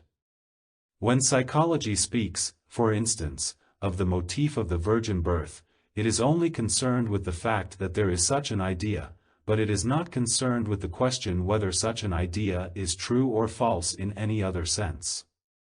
The idea is psychologically true inasmuch as it exists. Psychological existence is subjective insofar as an idea occurs in only one individual. But it is objective insofar as that idea is shared by a society, by a consensus gentium. This point of view is the same as that of natural science. Psychology deals with ideas and other mental contents as zoology, for instance, deals with the different species of animals. An elephant is true because it exists. The elephant is neither an inference nor a statement nor the subjective judgment of a creator. It is a phenomenon. But we are so used to the idea that psychic events are willful and arbitrary products, or even the inventions of a human creator, that we can hardly rid ourselves of the prejudiced view that the psyche and its contents are nothing but our own arbitrary invention or the more or less illusory product of supposition and judgment. The fact is that certain ideas exist almost everywhere and at all times and can even spontaneously create themselves quite independently of migration and tradition. They are not made by the individual, they just happen to him, they even force themselves on his consciousness. This is not Platonic philosophy but empirical psychology. In speaking of religion, I must make clear from the start what I mean by that term. Religion, as the Latin word denotes, is a careful and scrupulous observation of what Rudolf Otto aptly termed the numinosum, that is, a dynamic agency or effect not caused by an arbitrary act of will. On the contrary, it seizes and controls the human subject, who is always rather its victim than its creator. The numinosum, whatever its cause may be, is an experience of the subject independent of his will. At all events, religious teaching as well as the consensus gentium always and everywhere explain this experience as being due to a cause external to the individual. The numinosum is either a quality belonging to a visible object or the influence of an invisible presence that causes a peculiar alteration of consciousness. This is, at any rate, the general rule. There are, however, certain exceptions when it comes to the question of religious practice or ritual.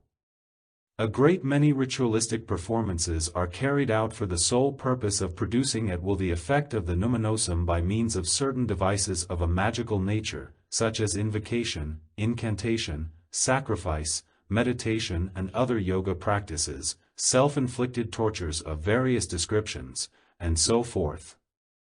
But a religious belief in an external and objective divine cause is always prior to any such performance. The Catholic Church, for instance, administers the sacraments for the purpose of bestowing their spiritual blessings upon the believer. But since this act would amount to enforcing the presence of divine grace by an indubitably magical procedure, it is logically argued that nobody can compel divine grace to be present in the sacramental act, but that it is nevertheless inevitably present since the sacrament is a divine institution which God would not have caused to be if he had not intended to lend it his support.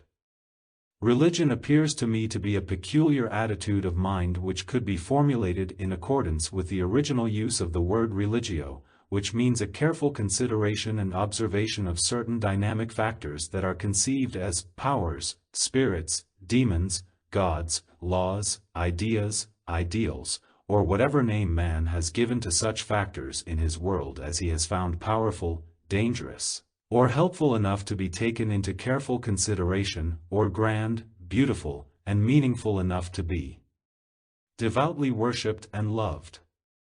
In colloquial speech one often says of somebody who is enthusiastically interested in a certain pursuit that he is almost religiously devoted to his cause.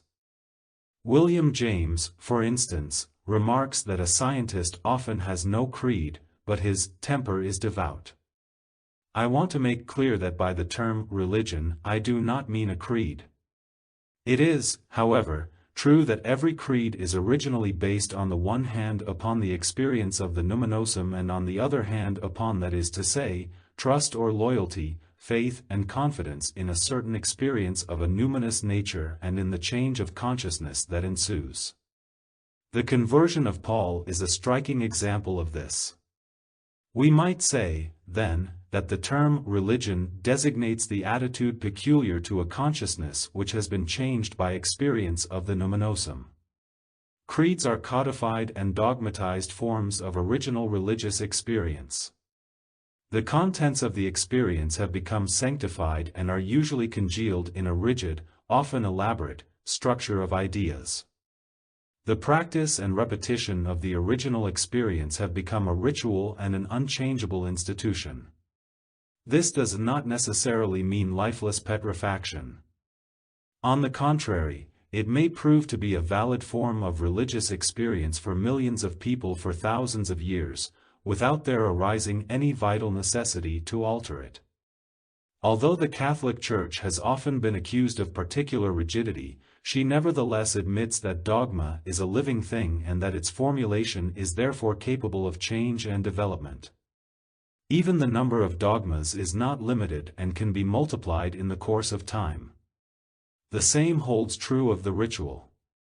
Yet all changes and developments are determined within the framework of the facts as originally experienced, and this sets up a special kind of dogmatic content and emotional value. Even Protestantism, which has abandoned itself apparently to an almost unlimited emancipation from dogmatic tradition and codified ritual and has thus split into more than 400 denominations, even Protestantism is bound at least to be Christian and to express itself within the framework of the belief that God revealed himself in Christ, who suffered for mankind.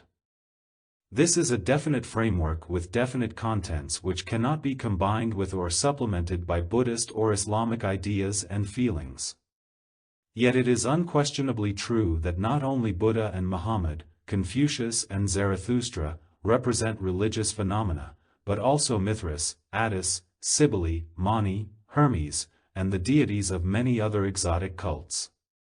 The psychologist, if he takes up a scientific attitude, has to disregard the claim of every creed to be the unique and eternal truth. He must keep his eye on the human side of the religious problem, since he is concerned with the original religious experience quite apart from what the creeds have made of it. As I am a doctor and a specialist in nervous and mental diseases, my point of departure is not a creed but the psychology of the homo religiosus, that is, of the man who takes into account and carefully observes certain factors which influence him and his general condition.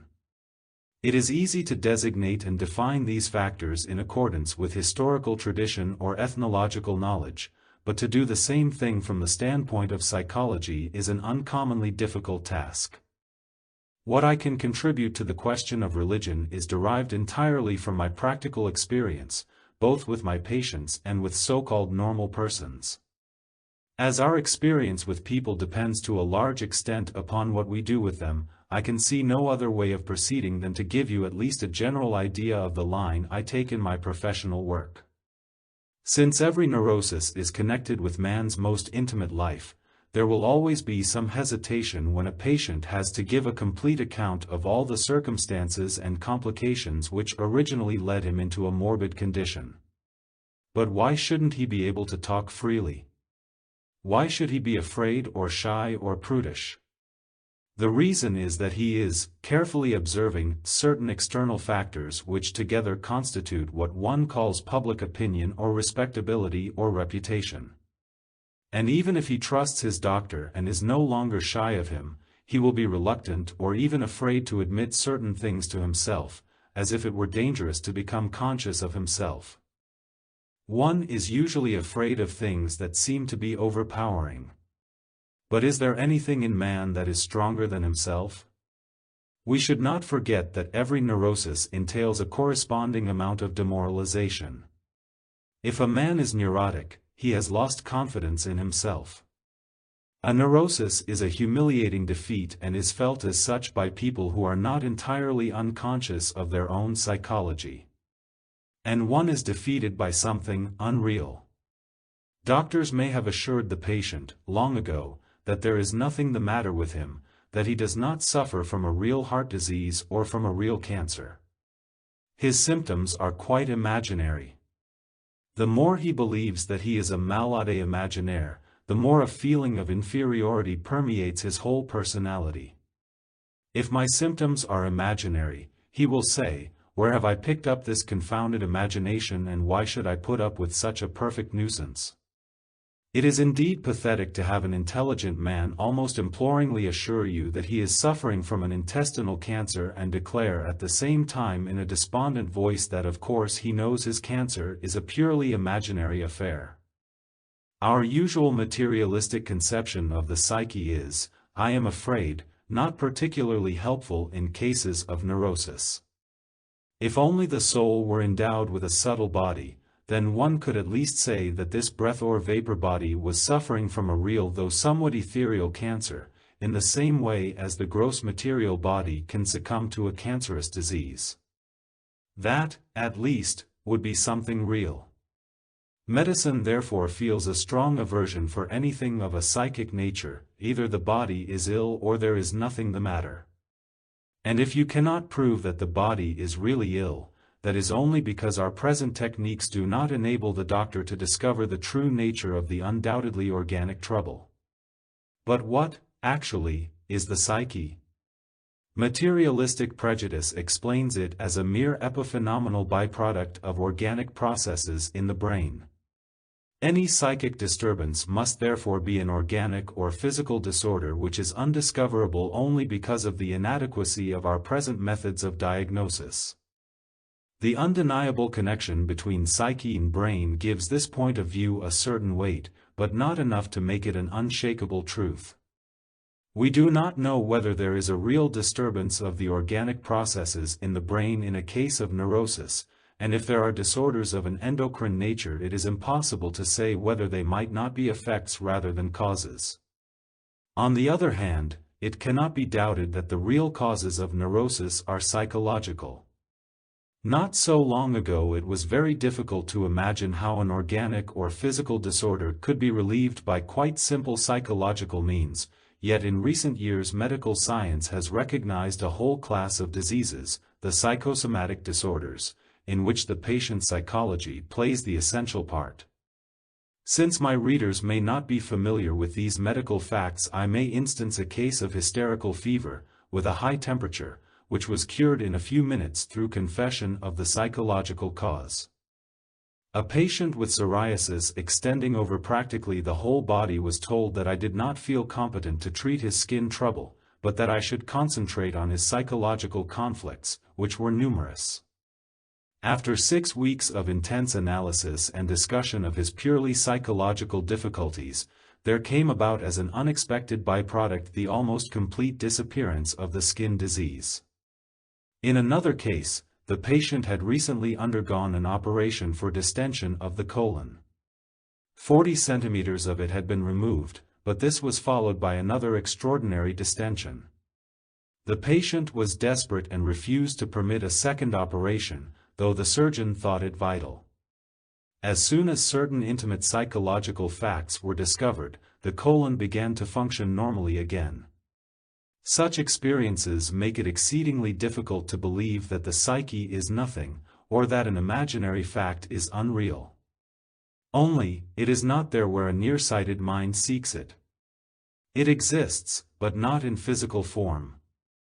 It is an almost absurd prejudice to suppose that existence can only be physical. As a matter of fact, the only form of existence of which we have immediate knowledge is psychic. We might well say, on the contrary, that physical existence is a mere inference, since we know of matter only in so far as we perceive psychic images mediated by the senses. We are surely making a great mistake when we forget this simple yet fundamental truth. Even if a neurosis had no cause at all other than imagination, it would, nonetheless, be a very real thing. If a man imagined that I was his archenemy and killed me, I should be dead on account of mere imagination. Imaginary conditions do exist and they may be just as real and just as harmful or dangerous as physical conditions. I even believe that psychic disturbances are far more dangerous than epidemics or earthquakes. Not even the medieval epidemics of bubonic plague or smallpox killed as many people as certain differences of opinion in or certain political ideals in Russia. Although the mind cannot apprehend its own form of existence, owing to the lack of an Archimedean point outside, it nevertheless exists. Not only does the psyche exist, it is existence itself. What, then, shall we say to our patient with the imaginary cancer? I would tell him, yes, my friend, you are really suffering from a cancer-like thing, you really do harbor in yourself a deadly evil. However, it will not kill your body, because it is imaginary. But it will eventually kill your soul. It has already spoilt and even poisoned your human relations and your personal happiness, and it will go on growing until it has swallowed your whole psychic existence. So that in the end you will not be a human being anymore, but an evil destructive tumor. It is obvious to our patient that he is not the author of his morbid imagination, although his theoretical turn of mind will certainly suggest that he is the owner and maker of his own imaginings. If a man is suffering from a real cancer, he never believes himself to be responsible for such an evil, despite the fact that the cancer is in his own body. But when it comes to the psyche, we instantly feel a kind of responsibility, as if we were the makers of our psychic conditions. This prejudice is of relatively recent date. Not so very long ago, even highly civilized people believed that psychic agencies could influence our minds and feelings. There were ghosts, wizards, and witches, demons and angels, and even gods, who could produce certain psychological changes in human beings. In former times, the man with the idea that he had cancer might have felt quite differently about his idea. He would probably have assumed that somebody had worked witchcraft against him or that he was possessed. He never would have thought of himself as the originator of such a fantasy. As a matter of fact, I take his cancer to be a spontaneous growth, which originated in the part of the psyche that is not identical with consciousness. It appears as an autonomous formation intruding upon consciousness. Of consciousness one might say that it is our own psychic existence, but the cancer has its own psychic existence, independent of ourselves. This statement seems to formulate the observable facts completely. If we submit such a case to an association experiment, we soon discover that he is not master in his own house. His reactions will be delayed, altered, suppressed, or replaced by autonomous intruders. There will be a number of stimulus words which cannot be answered by his conscious intention. They will be answered by certain autonomous contents, which are very often unconscious even to himself. In our case, we shall certainly discover answers that come from the psychic complex at the root of the cancer idea. Whenever a stimulus word touches something connected with the hidden complex, the reaction of the conscious ego will be disturbed, or even replaced, by an answer coming from the complex. It is just as if the complex were an autonomous being capable of interfering with the intentions of the ego. Complexes do indeed behave like secondary or partial personalities possessing a mental life of their own. Many complexes are split off from consciousness because the latter preferred to get rid of them by repression. But there are others that have never been in consciousness before and therefore could never have been arbitrarily repressed. They grow out of the unconscious and invade the conscious mind with their weird and unassailable convictions and impulses. Our patient belonged to the latter category. Despite his culture and intelligence, he was a helpless victim of something that obsessed and possessed him. He was unable to help himself in any way against the demonic power of his morbid idea. It proliferated in him like a carcinoma. One day the idea appeared and from then on it remained unshakable. There were only short intervals when he was free from it. The existence of such cases does something to explain why people are afraid of becoming conscious of themselves. There might really be something behind the screen, one never knows, and so people prefer to consider and observe carefully the factors external to their consciousness. In most people there is a sort of primitive with regard to the possible contents of the unconscious. Beneath all natural shyness, shame, and tact, there is a secret fear of the unknown perils of the soul. Of course one is reluctant to admit such a ridiculous fear. But one should realize that this fear is by no means unjustified, on the contrary, it is only too well founded. We can never be sure that a new idea will not seize either upon ourselves or upon our neighbors. We know from modern as well as from ancient history that such ideas are often so strange, indeed so bizarre, that they fly in the face of reason. The fascination which is almost invariably connected with ideas of this sort produces a fanatical obsession, with the result that all dissenters, no matter how well-meaning or reasonable they are, get burnt alive or have their heads cut off or are disposed of in masses by the more modern machine gun. We cannot even console ourselves with the thought that such things belong to the remote past. Unfortunately, they seem to belong not only to the present, but, quite particularly, to the future. Homo homini lupus is a sad yet eternal truism. There is indeed reason enough for man to be afraid of the impersonal forces lurking in his unconscious. We are blissfully unconscious of these forces because they never, or almost never, appear in our personal relations or under ordinary circumstances.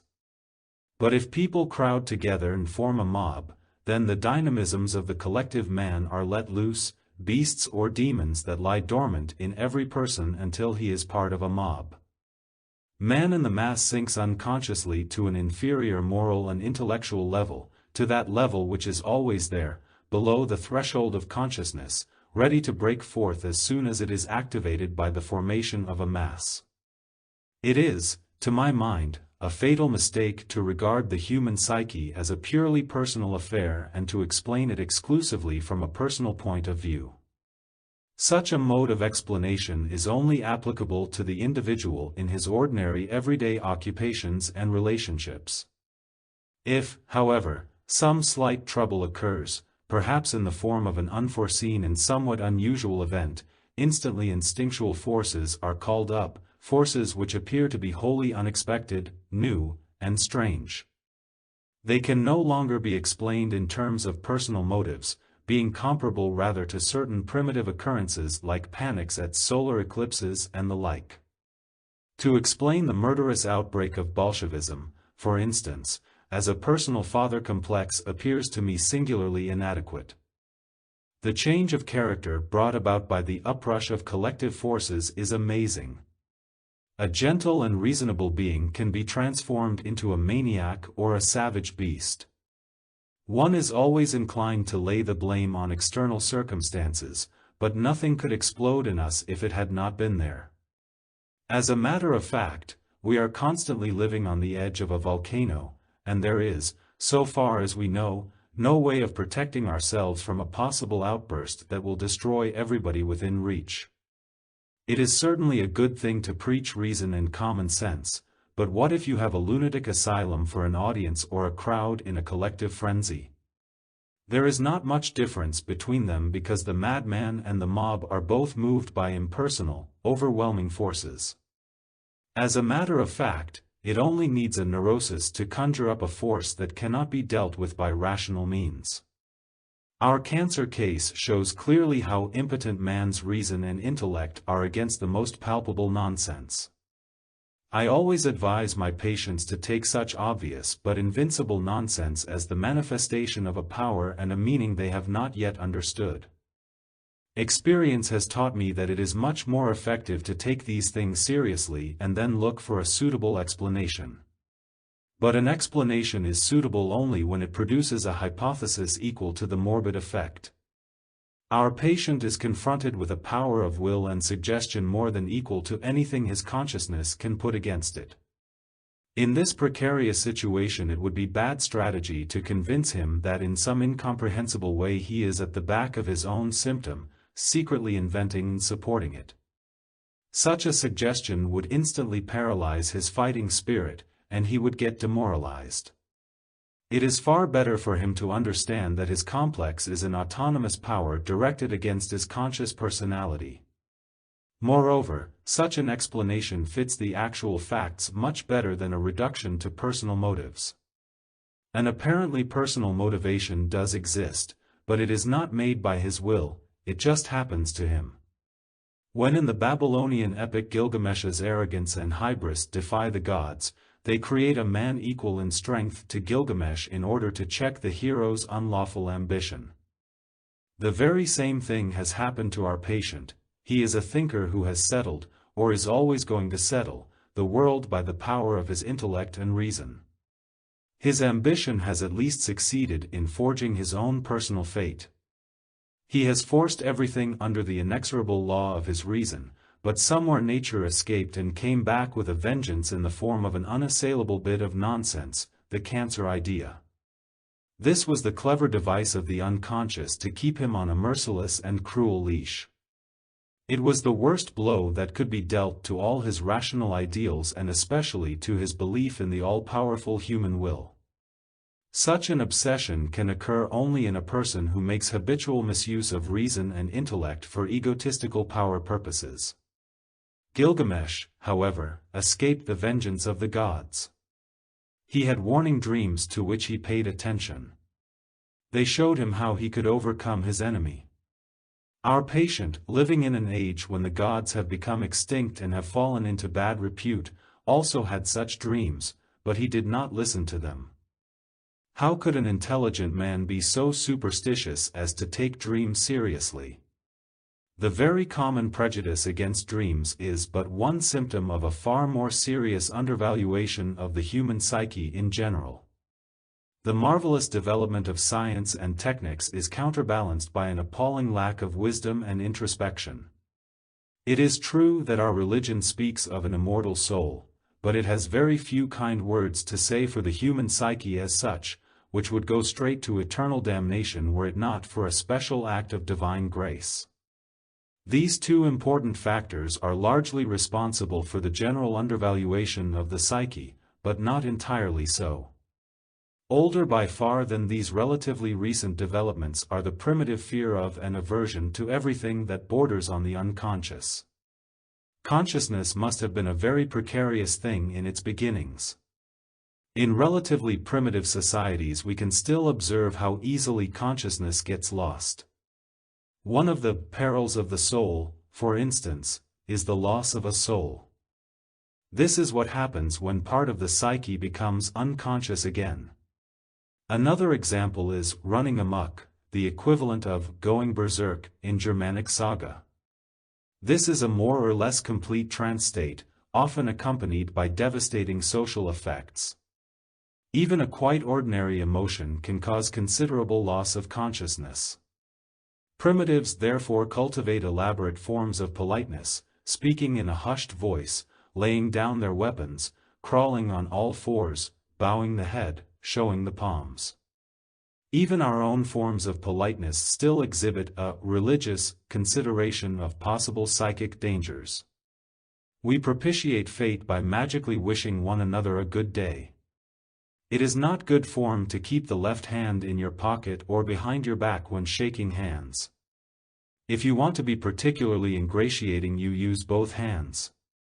Before people of great authority we bow with uncovered head, i.e., we offer our head unprotected in order to propitiate the powerful one, who might quite easily fall sudden prey to a fit of uncontrollable violence. In war dances primitives can become so excited that they may even shed blood. The life of the primitive is filled with constant regard for the ever-lurking possibility of psychic danger, and the procedures employed to diminish the risks are very numerous. The setting up of tabooed areas is an outward expression of this fact. The innumerable taboos are delimited psychic areas which are meticulously and fearfully observed. I once made a terrific mistake when I was with a tribe on the southern slopes of Mount Elgon, in East Africa. I wanted to inquire about the ghost houses I frequently found in the woods, and during a palaver I mentioned the word seleltini, meaning ghost. Instantly everybody was silent and painfully embarrassed. They all looked away from me because I had spoken aloud a carefully hushed-up word, and had thus invited most dangerous consequences. I had to change the subject in order to be able to continue the meeting. The same men assured me that they never had dreams, they were the prerogative of the chief and of the medicine man. The medicine man then confessed to me that he no longer had any dreams either, they had the district commissioner instead. Since the English are in the country we have no dreams any more, he said. The district commissioner knows everything about war and diseases, and about where we have got to live. This strange statement is based on the fact that dreams were formerly the supreme political guide, the voice of Mungu, God. Therefore it would have been unwise for an ordinary man to suggest that he had dreams. Dreams are the voice of the unknown, ever threatening new schemes, new dangers, sacrifices, warfare, and other troublesome things. An African Negro once dreamt that his enemies had taken him prisoner and burned him alive. The next day he called his relatives together and implored them to burn him. They consented so far as to bind his feet together and put them in the fire. He was of course badly crippled but had escaped his foes. There are any amount of magical rites that exist for the sole purpose of erecting a defense against the unexpected, dangerous tendencies of the unconscious. The peculiar fact that the dream is a divine voice and messenger and yet an unending source of trouble does not disturb the primitive mind in the least. We find obvious remnants of this primitive thinking in the psychology of the Hebrew prophets. Often enough they hesitate to listen to the voice. And it was, we must admit, rather hard on a pious man like Hosea to marry a harlot in order to obey the Lord's command. Since the dawn of humanity there has been a marked tendency to limit this unruly and arbitrary, supernatural influence by means of definite forms and laws. And this process has continued throughout history in the form of a multiplication of rites, institutions, and beliefs. During the last 2,000 years we find the institution of the Christian Church taking over a mediating and protective function between these influences and man. It is not denied in medieval ecclesiastical writings that a divine influx may occur in dreams, but this view is not exactly encouraged, and the Church reserves the right to decide whether a revelation is to be considered authentic or not. In spite of the Church's recognition that certain dreams are sent by God, she is disinclined, and even averse, to any serious concern with dreams, while admitting that some might conceivably contain an immediate revelation. Thus the change of mental attitude that has taken place in recent centuries is, from this point of view at least, not wholly unwelcome to the Church, because it effectively discouraged the earlier introspective attitude which favored a serious consideration of dreams and inner experiences. Protestantism, having pulled down so many walls carefully erected by the Church, immediately began to experience the disintegrating and schismatic effect of individual revelation. As soon as the dogmatic fence was broken down and the ritual lost its authority, man had to face his inner experience without the protection and guidance of dogma and ritual, which are the very quintessence of Christian as well as of pagan religious experience. Protestantism has, in the main, lost all the finer shades of traditional Christianity, the Mass, confession, the greater part of the liturgy, and the vicarious function of priesthood. I must emphasize that this statement is not a value judgment and is not intended to be one. I merely state the facts. Protestantism has, however, intensified the authority of the Bible as a substitute for the lost authority of the Church. But as history has shown, one can interpret certain biblical texts in many ways. Nor has scientific criticism of the New Testament been very helpful in enhancing belief in the divine character of the Holy Scriptures. It is also a fact that under the influence of a so-called scientific enlightenment great masses of educated people have either left the Church or become profoundly indifferent to it. If they were all dull rationalists or neurotic intellectuals the loss would not be regrettable. But many of them are religious people, only incapable of agreeing with the existing forms of belief. Otherwise, one could hardly explain the remarkable effect of the Buckman movement on the more or less educated Protestant classes.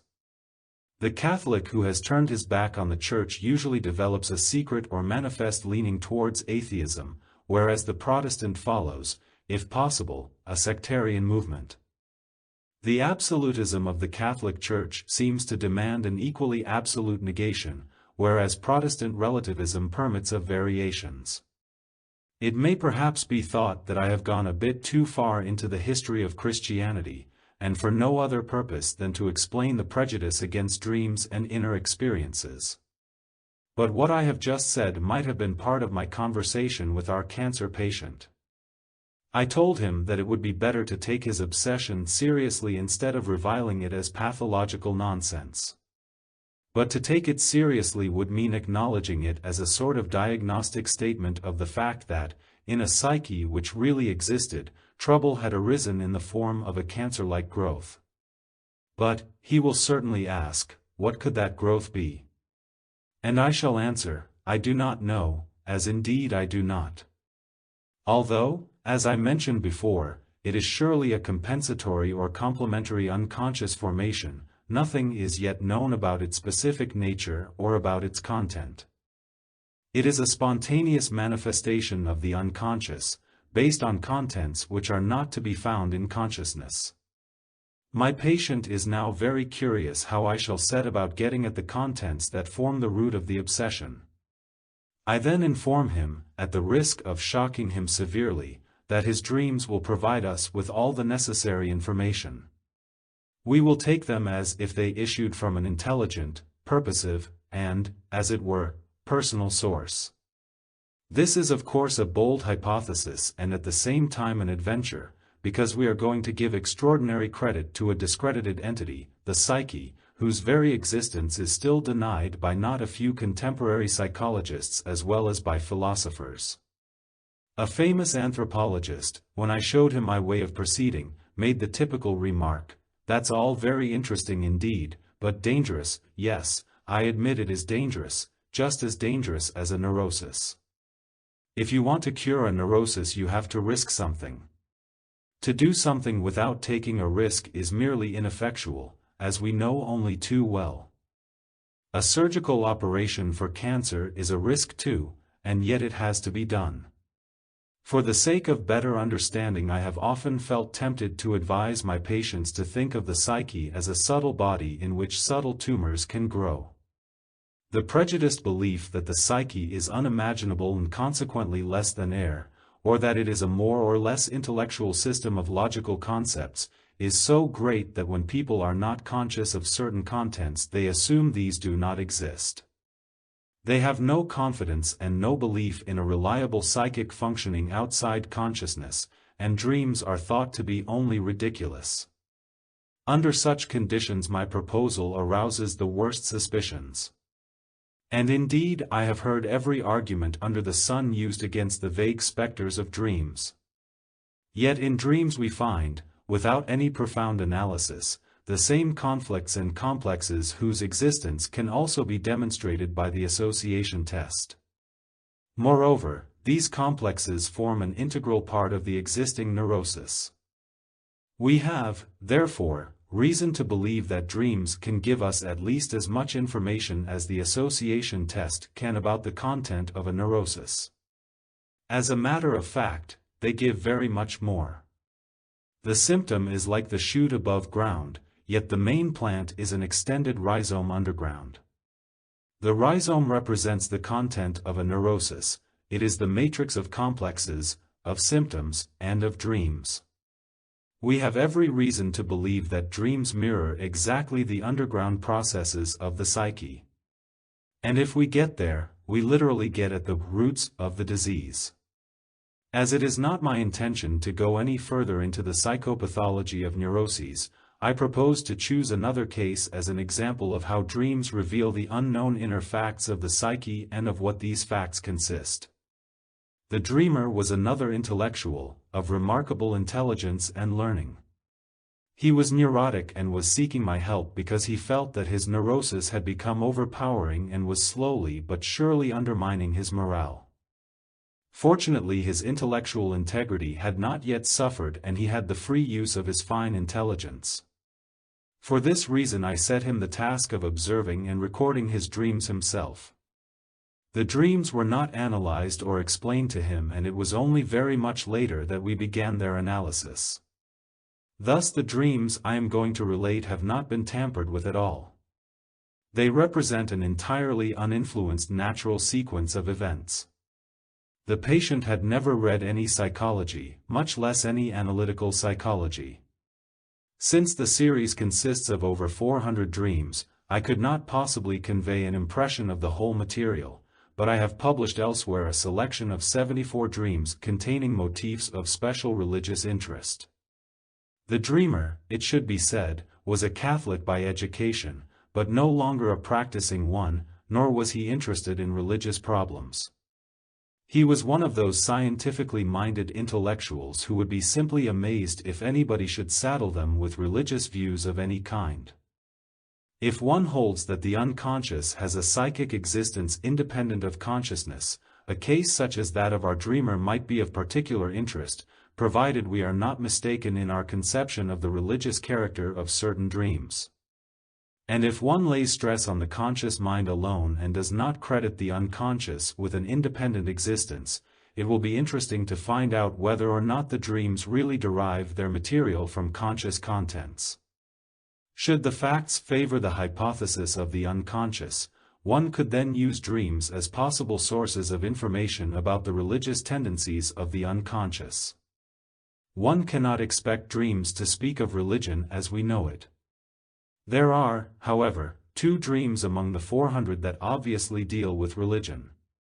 I will now give the text which the dreamer himself had taken down. All the houses have something theatrical about them, with stage scenery and decorations. The name of Bernard Shaw is mentioned. The play is supposed to take place in the distant future. There is a notice in English and German on one of the sets. This is the Universal Catholic Church. It is the Church of the Lord. All those who feel that they are the instruments of the Lord may enter. Under this is printed in smaller letters, "The Church was founded by Jesus and Paul," like a firm advertising its long standing. I say to my friend, "Come on, let's have a look at this." He replies, "I do not see why a lot of people have to get together when they're feeling religious." I answer, "As a Protestant you will never understand." A woman nods emphatic approval. Then I see a sort of proclamation on the wall of the church. It runs, "Soldiers, when you feel you are under the power of the Lord, do not address him directly. The Lord cannot be reached by words. We also strongly advise you not to indulge in any discussions among yourselves concerning the attributes of the Lord. It is futile, for everything valuable and important is ineffable." Signed, Pope. Now we go in. The interior resembles a mosque, more particularly the Hagia Sophia, no seats, wonderful effect of space. No images, only framed texts decorating the walls, like the Quran texts in the Hagia Sophia.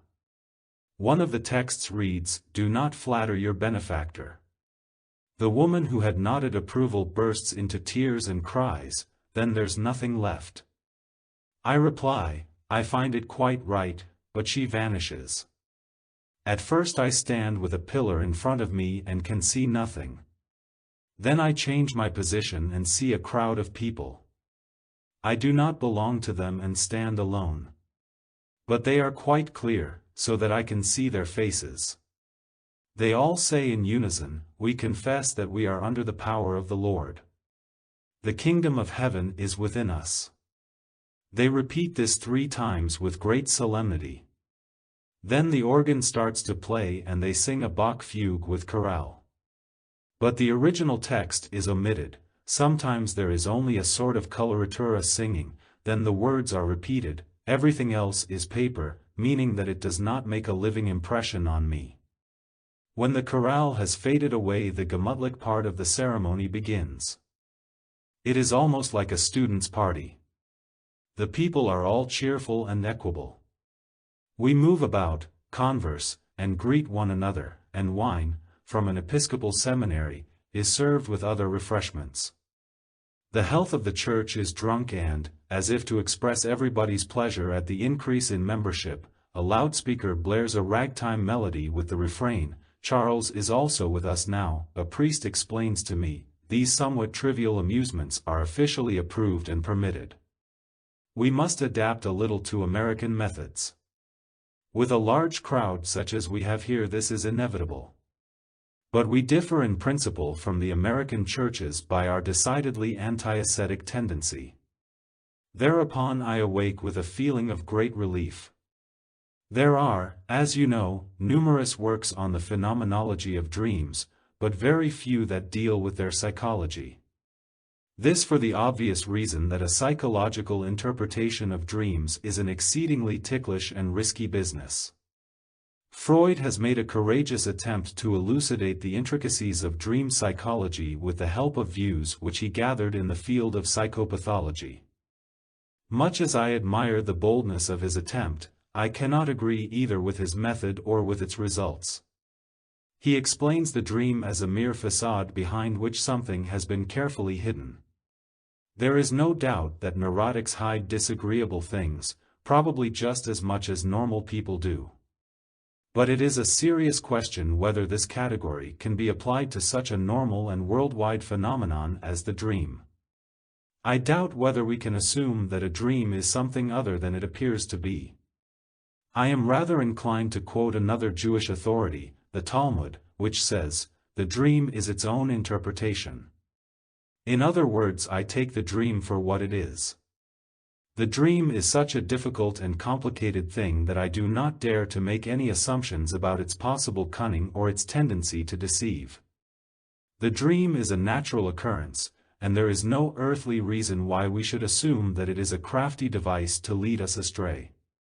It occurs when consciousness and will are to a large extent extinguished. It seems to be a natural product which is also found in people who are not neurotic. Moreover, we know so little about the psychology of the dream process that we must be more than careful when we introduce into its explanation elements that are foreign to the dream itself. For all these reasons I hold that our dream really is speaking of religion and that it intends to do so.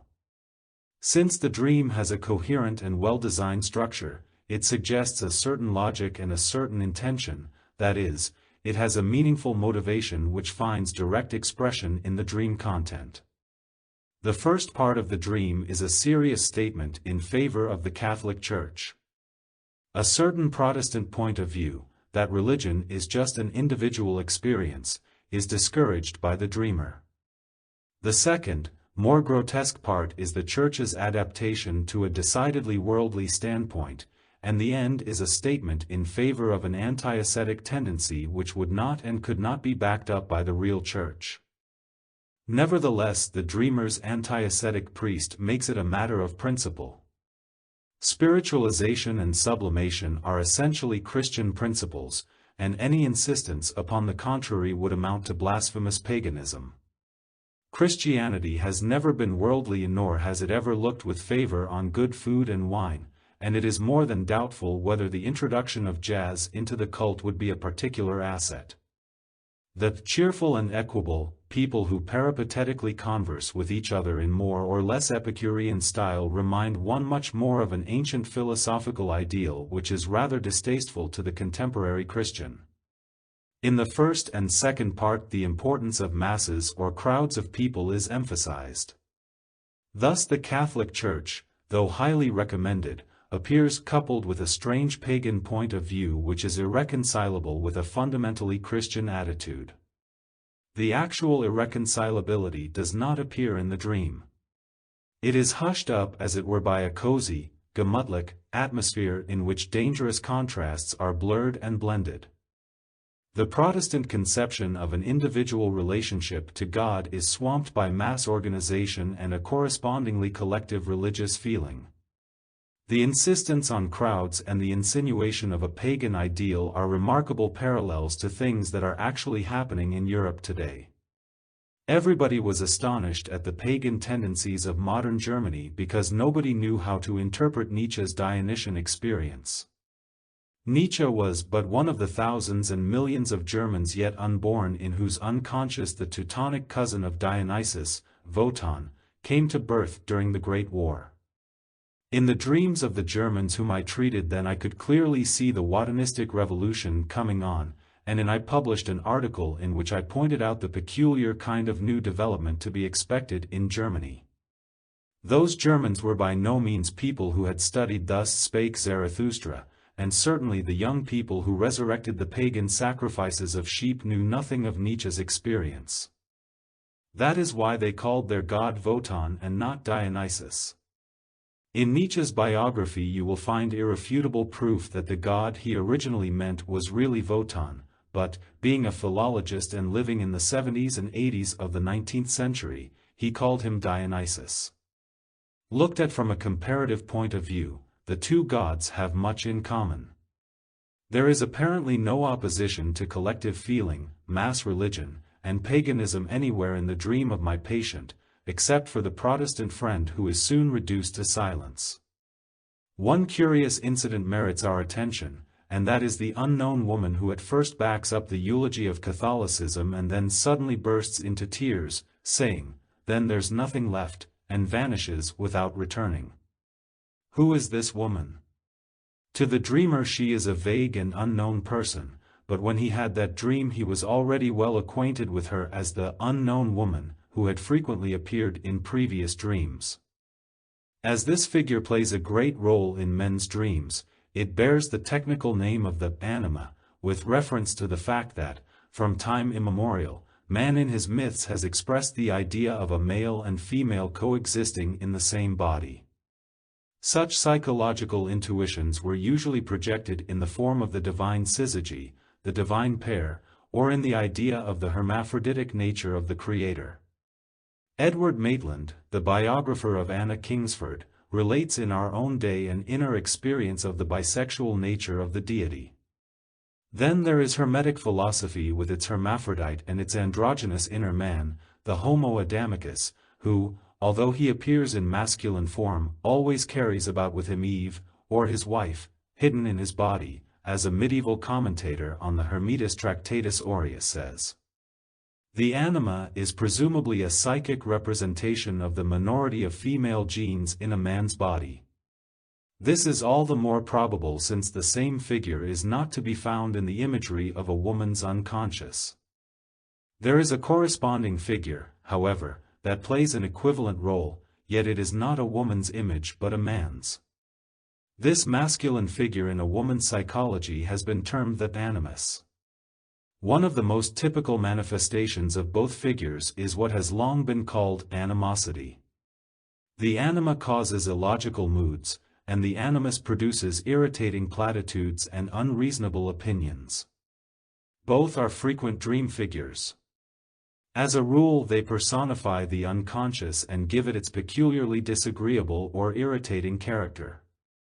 The unconscious in itself has no such negative qualities. They appear only when it is personified by these figures and when they begin to influence consciousness.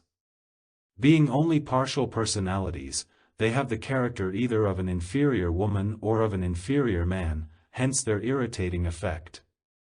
A man experiencing this influence will be subject to unaccountable moods, and a woman will be argumentative and produce opinions that are beside the mark. The negative reaction of the anima to the church dream indicates that the dreamer's feminine side, his unconscious, disagrees with his conscious attitude. The disagreement started with the text on the wall, "Do not flatter your benefactor," which the dreamer agreed with. The meaning of the text seems sound enough, so that one does not understand why the woman should feel so desperate about it.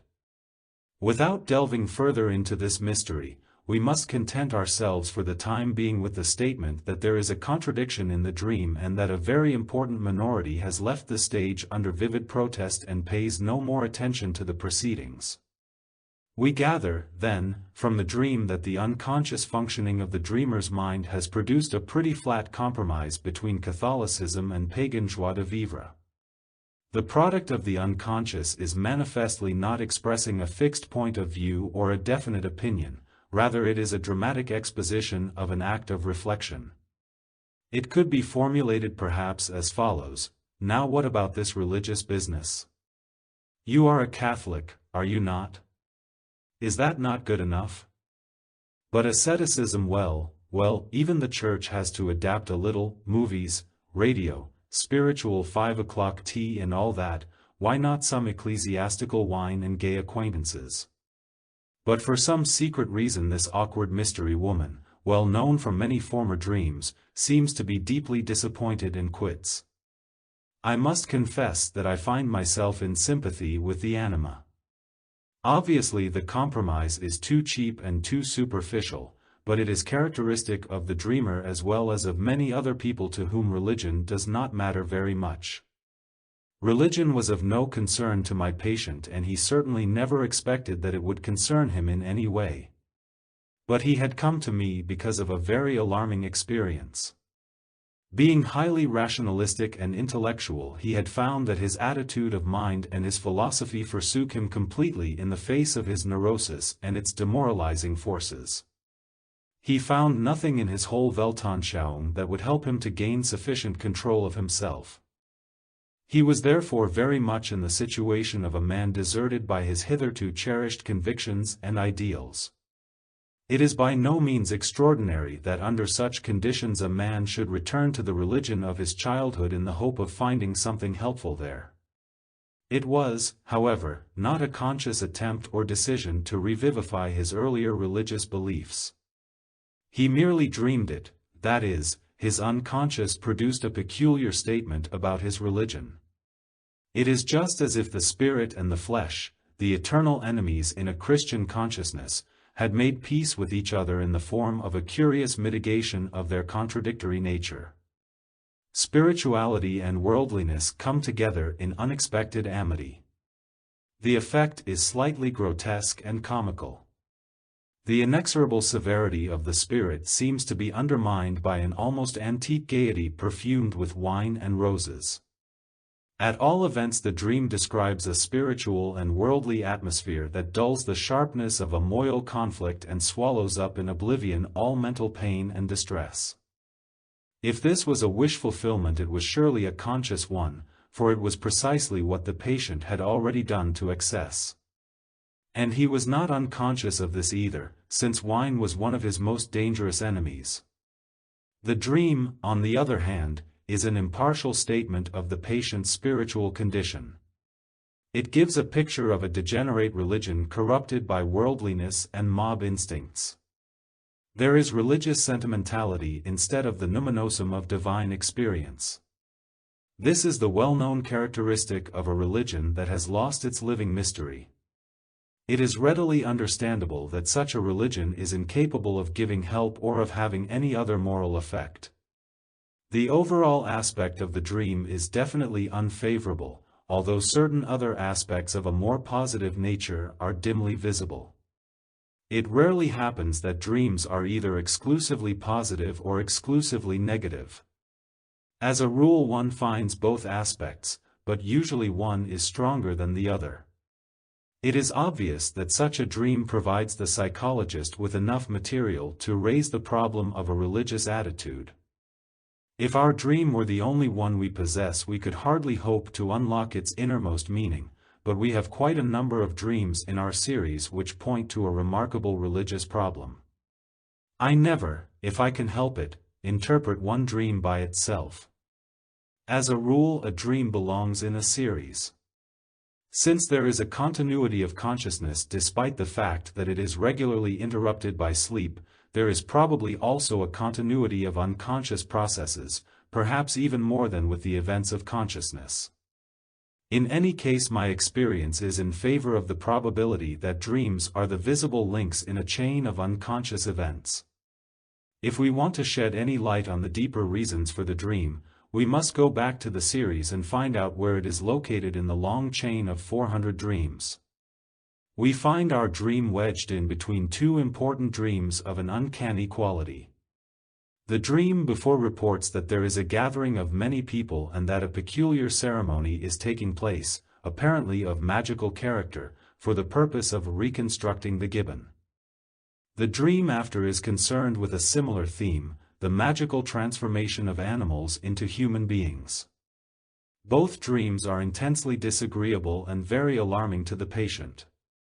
Whereas the church dream manifestly moves on the surface and expresses opinions which in other circumstances could just as well have been thought consciously, these two dreams are strange and remote in character, and their emotional effect is such that the dreamer would avoid them if possible. As a matter of fact, the text of the second dream says, "If one runs away, all is lost." Curiously enough, this remark coincides with that of the unknown woman. Then there's nothing left. The inference to be drawn from these remarks is that the church dream was an attempt to escape from other dream ideas of a much deeper significance. These ideas appear in the dreams occurring immediately before and after it. Dogma and natural symbols. The first of these dreams, the one preceding the church dream, speaks of a ceremony whereby an ape is to be reconstructed. To explain this point sufficiently would require too many details. I must, therefore, restrict myself to the mere statement that the ape refers to the dreamer's instinctual personality, which he had completely neglected in favor of an exclusively intellectual attitude. The result had been that his instincts got the better of him and attacked him at times in the form of uncontrollable outbursts. The reconstruction of the ape means the rebuilding of the instinctual personality within the framework of the hierarchy of consciousness. Such a reconstruction is only possible if accompanied by important changes in the conscious attitude. The patient was naturally afraid of the tendencies of the unconscious, because hitherto they had revealed themselves to him in their most unfavorable form. The church dream that followed represents an attempt to seek refuge from this fear in the shelter of a church religion. The third dream, in speaking of the transformation of animals into human beings, obviously continues the theme of the first one. That is, the ape is reconstructed solely for the purpose of being transformed later into a human being. In other words, the patient has to undergo an important change through the reintegration of his hitherto split-off instinctuality, and is thus to be made over into a new man. The modern mind has forgotten those old truths that speak of the death of the old man and the making of a new one, of spiritual rebirth and such like old-fashioned, mystical absurdities. My patient, being a scientist of today, was more than once seized by panic when he realized how much he was gripped by such thoughts. He was afraid he was going mad, whereas the man of 2,000 years ago would have welcomed such dreams and rejoiced in the hope of a magical rebirth and renewal of life. But our modern attitude looks back arrogantly upon the mists of superstition and of medieval or primitive credulity, entirely forgetting that we carry the whole living past in the lower stories of the skyscraper of rational consciousness. Without the lower stories our mind is suspended in mid-air. No wonder it gets nervous. The true history of the mind is not preserved in learned volumes but in the living psychic organism of every individual. I must admit, however, that the idea of renewal took on shapes that could easily shock a modern mind. It is indeed difficult, if not impossible, to connect rebirth, as we understand it, with the way it is depicted in the dreams. But before we discuss the strange and unexpected transformation there hinted at, we should turn our attention to the other manifestly religious dream to which I alluded before. While the church dream comes relatively early in the long series, the following dream belongs to the later stages of the process. This is the literal text. I come to a strange, solemn house, the house of the gathering. Many candles are burning in the background, arranged in a peculiar pattern with 4 points running upward. Outside, at the door of the house, an old man is posted. People are going in. They say nothing and stand motionless in order to collect themselves inwardly. The man at the door says of the visitors to the house, when they come out again they are cleansed. I go into the house myself and find I can concentrate perfectly. Then a voice says, "What you are doing is dangerous. Religion is not a tax to be paid so that you can rid yourself of the woman's image, for this image cannot be got rid of. Woe unto them who use religion as a substitute for the other side of the soul's life, they are in error and will be accursed. Religion is no substitute, it is to be added to the other activities of the soul as the ultimate completion. Out of the fullness of life shall you bring forth your religion, only then shall you be blessed." While the last sentence is being spoken in ringing tones, I hear distant music, simple chords on an organ. Something about it reminds me of Wagner's fire music. As I leave the house I see a burning mountain and I feel, the fire that is not put out is a holy fire, Shaw, St. Jung. The patient was deeply impressed by this dream. It was a solemn and powerful experience for him, one of several which produced a far-reaching change in his attitude to life and humanity. It is not difficult to see that this dream forms a parallel to the church dream. Only this time the church has become a house of solemnity and self-collection. There are no indications of ceremonies or of any other known attributes of the Catholic Church, with the sole exception of the burning candles, which are arranged in a symbolic form probably derived from the Catholic cult. They form 4 pyramids or points, which perhaps anticipate the final vision of the flaming mountain. The appearance of the number 4 is, however, a regular feature in the patient's dreams and plays a very important role. The holy fire refers to Bernard Shaw's St. Joan, as the dreamer himself observes. The unquenchable fire, on the other hand, is a well-known attribute of the deity, not only in the Old Testament, but also as an allegoria Christi in an uncanonical logion cited in Origen's homilies. The Savior himself says, "Whoever is near to me is near to the fire. Whoever is far from me is far from the kingdom." Since the time of Heraclitus, life has been conceived as an ever-living fire, and as Christ calls himself the life, the uncanonical saying is quite understandable. The fire signifying life fits into the frame of the dream, for it emphasizes that fullness of life is the only legitimate source of religion.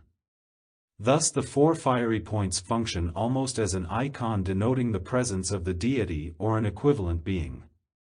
In the system of Barbellonosis, 4 lights surround the autogenes, the self-born, or uncreated.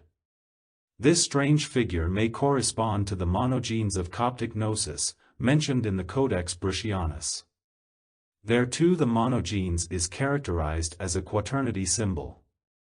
As I said before, the number 4 plays an important role in these dreams, always alluding to an idea akin to the Pythagorean tetracties. The quaternarium or quaternity has a long history. It appears not only in Christian iconology and mystical speculation but plays perhaps a still greater role in Gnostic philosophy and from then on down through the Middle Ages until well into the 18th century. In the dream under discussion, the quaternity appears as the most significant exponent of the religious cult created by the unconscious. The dreamer enters the house of the gathering alone, instead of with a friend as in the church dream. Here he meets an old man, who had already appeared in an earlier dream as the sage who had pointed to a particular spot on the earth where the dreamer belonged. The old man explains the character of the cult as a purification ritual. It is not clear from the dream text what kind of purification is meant, or from what it should purify. The only ritual that actually takes place seems to be a concentration or meditation, leading up to the ecstatic phenomenon of the voice. The voice is a frequent occurrence in this dream series. It always utters an authoritative declaration or command, either of astonishing common sense or of profound philosophic import. It is nearly always a final statement, usually coming toward the end of a dream, and it is, as a rule, so clear and convincing that the dreamer finds no argument against it. It has, indeed, so much the character of indisputable truth that it can hardly be understood as anything except a final and trenchant summing up of a long process of unconscious deliberation and weighing of arguments.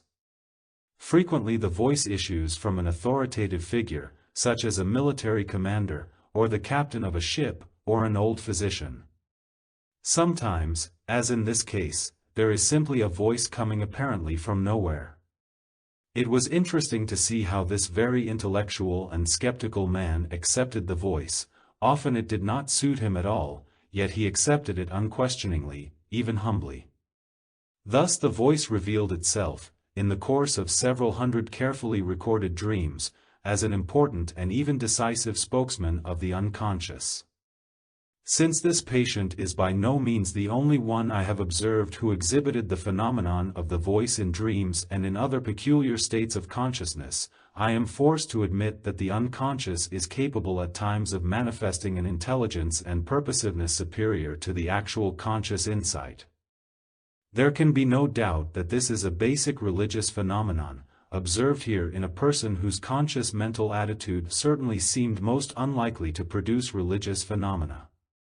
I have not infrequently made similar observations in other cases, and I must confess that I am unable to formulate the facts in any other way. I have often met with the objection that the thoughts which the voice represents are no more than the thoughts of the individual himself. That may be, but I would call a thought my own only when I have thought it, just as I would call money my own only when I have earned or acquired it in a conscious and legitimate manner. If somebody gives me the money as a present, then I shall certainly not say to my benefactor, "Thank you for my money," although to a third person I might say afterwards, "This is my own money." With the voice I am in a similar situation. The voice gives me certain contents, exactly as if a friend were informing me of his ideas. It would be neither decent nor truthful to suggest that what he says are my own ideas. This is the reason why I differentiate between what I have produced or acquired by my own conscious effort and what is clearly and unmistakably a product of the unconscious. Someone may object that the so-called unconscious mind is merely my own mind and that, therefore, such a differentiation is superfluous. But I am not at all convinced that the unconscious mind is merely my mind, because the term unconscious means that I am not even conscious of it. As a matter of fact, the concept of the unconscious is an assumption for the sake of convenience. In reality I am totally unconscious of, or, in other words, I do not know at all, where the voice comes from. Not only am I incapable of producing the phenomenon at will, I am unable to anticipate what the voice will say. Under such conditions it would be presumptuous to refer to the factor that produces the voice as my unconscious or my mind. This would not be accurate, to say the least. The fact that you perceive the voice in your dream proves nothing at all, for you can also hear the noises in the street, which you would never think of calling your own. There is only one condition under which you might legitimately call the voice your own, and that is when you assume your conscious personality to be a part of a whole or to be a smaller circle contained in a bigger one. A little bank clerk, showing a friend around town, who points to the bank building with the words, "And this is my bank," is making use of the same privilege. We may suppose that human personality consists of two things: first, consciousness and whatever this covers, and second, an indefinitely large hinterland of unconscious psyche. So far as the former is concerned, it can be more or less clearly defined and delimited, but as for the sum total of human personality, one has to admit the impossibility of a complete description or definition. In other words, there is bound to be an illimitable and indefinable addition to every personality, because the latter consists of a conscious and observable part which does not contain certain factors whose existence, however, we are forced to assume in order to explain certain observable facts. The unknown factors form what we call the unconscious part of the personality. Of what those factors consist we have no idea, since we can observe only their effects. We may assume that they are of a psychic nature comparable to that of conscious contents, yet there is no certainty about this. But if we suppose such a likeness, we can hardly refrain from going further. Since psychic contents are conscious and perceivable only when they are associated with an ego, the phenomenon of the voice, having a strongly personal character, may also issue from a center, but a center which is not identical with the conscious ego. Such reasoning is permissible if we conceive of the ego as being subordinated to, or contained in, a superordinate self as center of the total, illimitable, and indefinable psychic personality. I do not enjoy philosophical arguments that amuse by their own complications. Although my argument may seem abstruse, it is at least an honest attempt to formulate the observed facts. To put it simply, one could say, since we do not know everything, practically every experience, fact, or object contains something unknown. Hence, if we speak of the totality of an experience, the word totality can refer only to the conscious part of it. As we cannot assume that our experience covers the totality of the object, it is clear that its absolute totality must necessarily contain the part that has not been experienced. The same holds true, as I have mentioned, of every experience and also of the psyche, whose absolute totality covers a greater area than consciousness. In other words, the psyche is no exception to the general rule that the universe can be established only so far as our psychic organism permits. My psychological experience has shown time and again that certain contents issue from a psyche that is more complete than consciousness. They often contain a superior analysis or insight or knowledge which consciousness has not been able to produce. We have a suitable word for such occurrences: intuition. In uttering this word, most people have an agreeable feeling, as if something had been settled. But they never consider that you do not make an intuition. On the contrary, it always comes to you, you have a hunch, it has come of itself, and you only catch it if you are clever or quick enough. Consequently, I explain the voice, in the dream of the sacred house, as a product of the more complete personality of which the dreamer's conscious self is a part, and I hold that this is the reason why the voice shows an intelligence and a clarity superior to the dreamer's actual consciousness. This superiority is the reason for the absolute authority of the voice. The message of the voice contains a strange criticism of the dreamer's attitude. In the church dream, he made an attempt to reconcile the two sides of life by a kind of cheap compromise. As we know, the unknown woman, the anima, disagreed and left the scene. In the present dream, the voice seems to have taken the place of the anima, making not a merely emotional protest but a masterful statement on two kinds of religion. According to this statement, the dreamer is inclined to use religion as a substitute for the woman's image, as the text says. The woman refers to the anima. This is borne out by the next sentence, which speaks of religion being used as a substitute for the other side of the soul's life. The anima is the other side, as I explained before. She is the representative of the female minority hidden below the threshold of consciousness, that is to say, in the unconscious. The criticism, therefore, would read as follows: you try religion in order to escape from your unconscious. You use it as a substitute for a part of your soul's life. But religion is the fruit and culmination of the completeness of life, that is, of a life which contains both sides. Careful comparison with other dreams of the same series shows unmistakably what the other side is.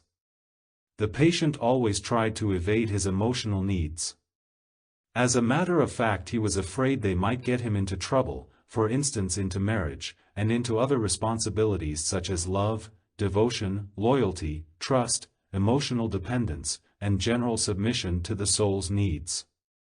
All this had nothing to do with science or an academic career. Moreover, the word soul was nothing but an intellectual obscenity, not fit to be touched with a barge pole.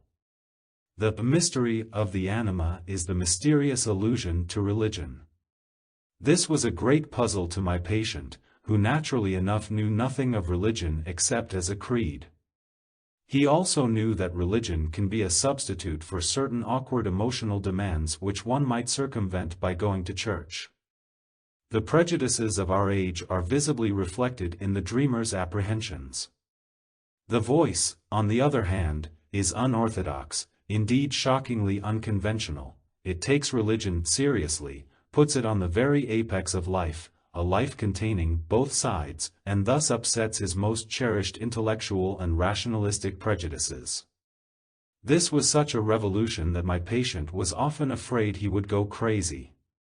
Well, should say that we, knowing the average intellectual of today and yesterday, can easily sympathize with his predicament.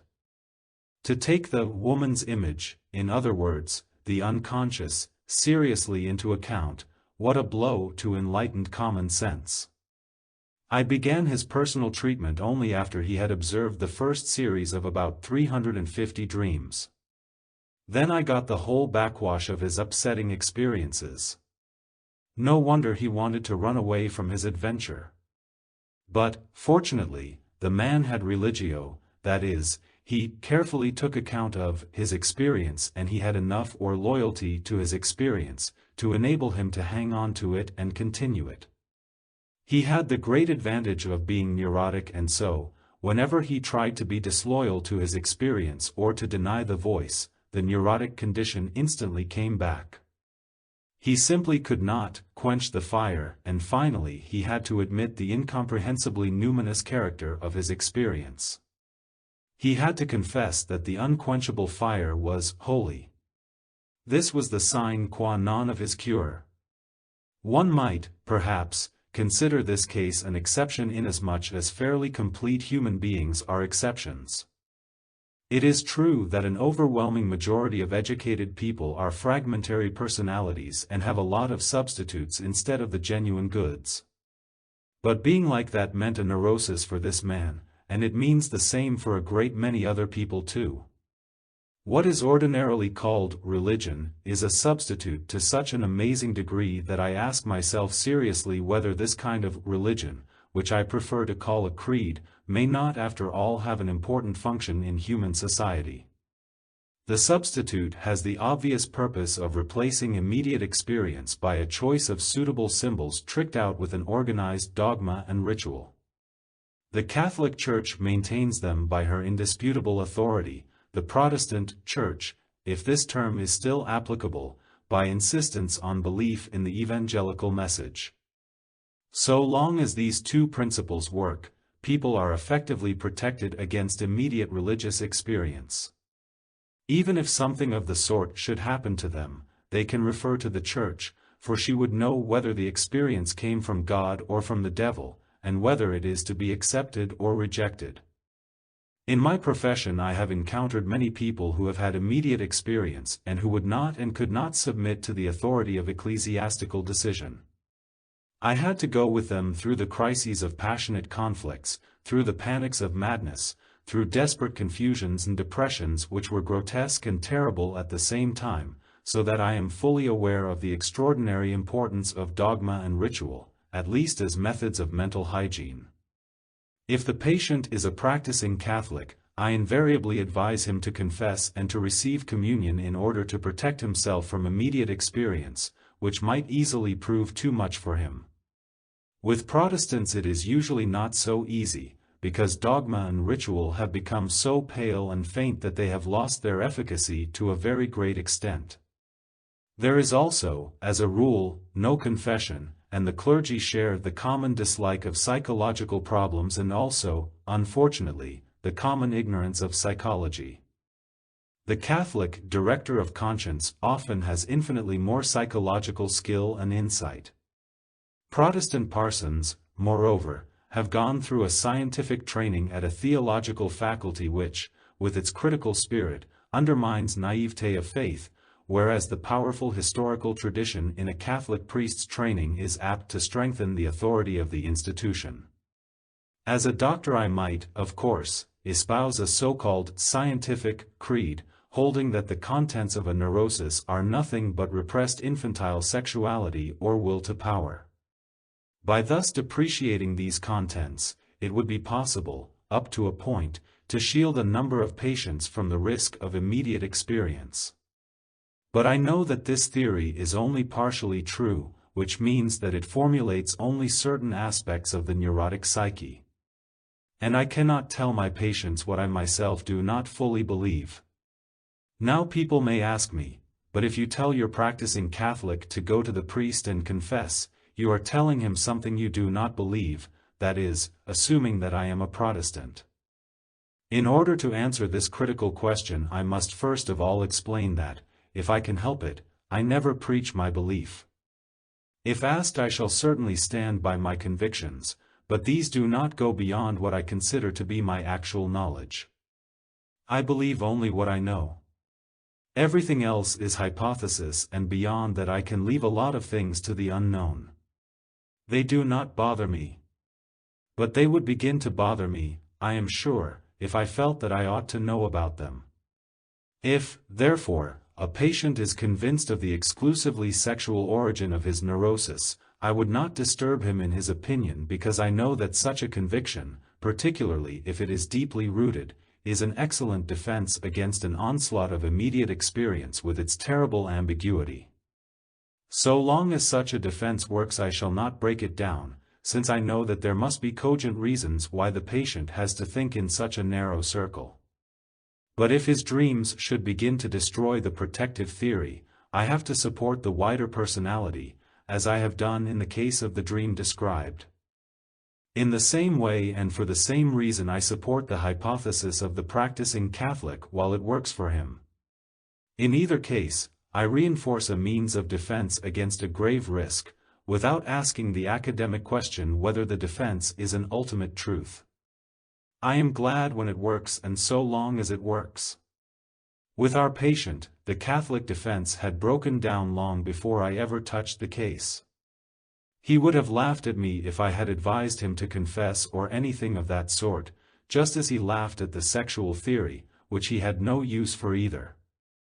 But I always let him see that I was entirely on the side of the voice, which I recognized as part of his future greater personality, destined to relieve him of his one-sidedness.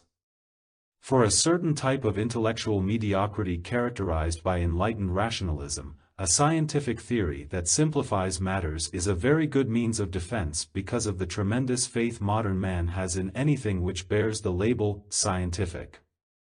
Such a label sets your mind at rest immediately, almost as well as Roma locuta causa finita, Rome has spoken, the matter is settled. In itself any scientific theory, no matter how subtle, has, I think, less value from the standpoint of psychological truth than religious dogma, for the simple reason that a theory is necessarily highly abstract and exclusively rational, whereas dogma expresses an irrational whole by means of imagery. This guarantees a far better rendering of an irrational fact like the psyche.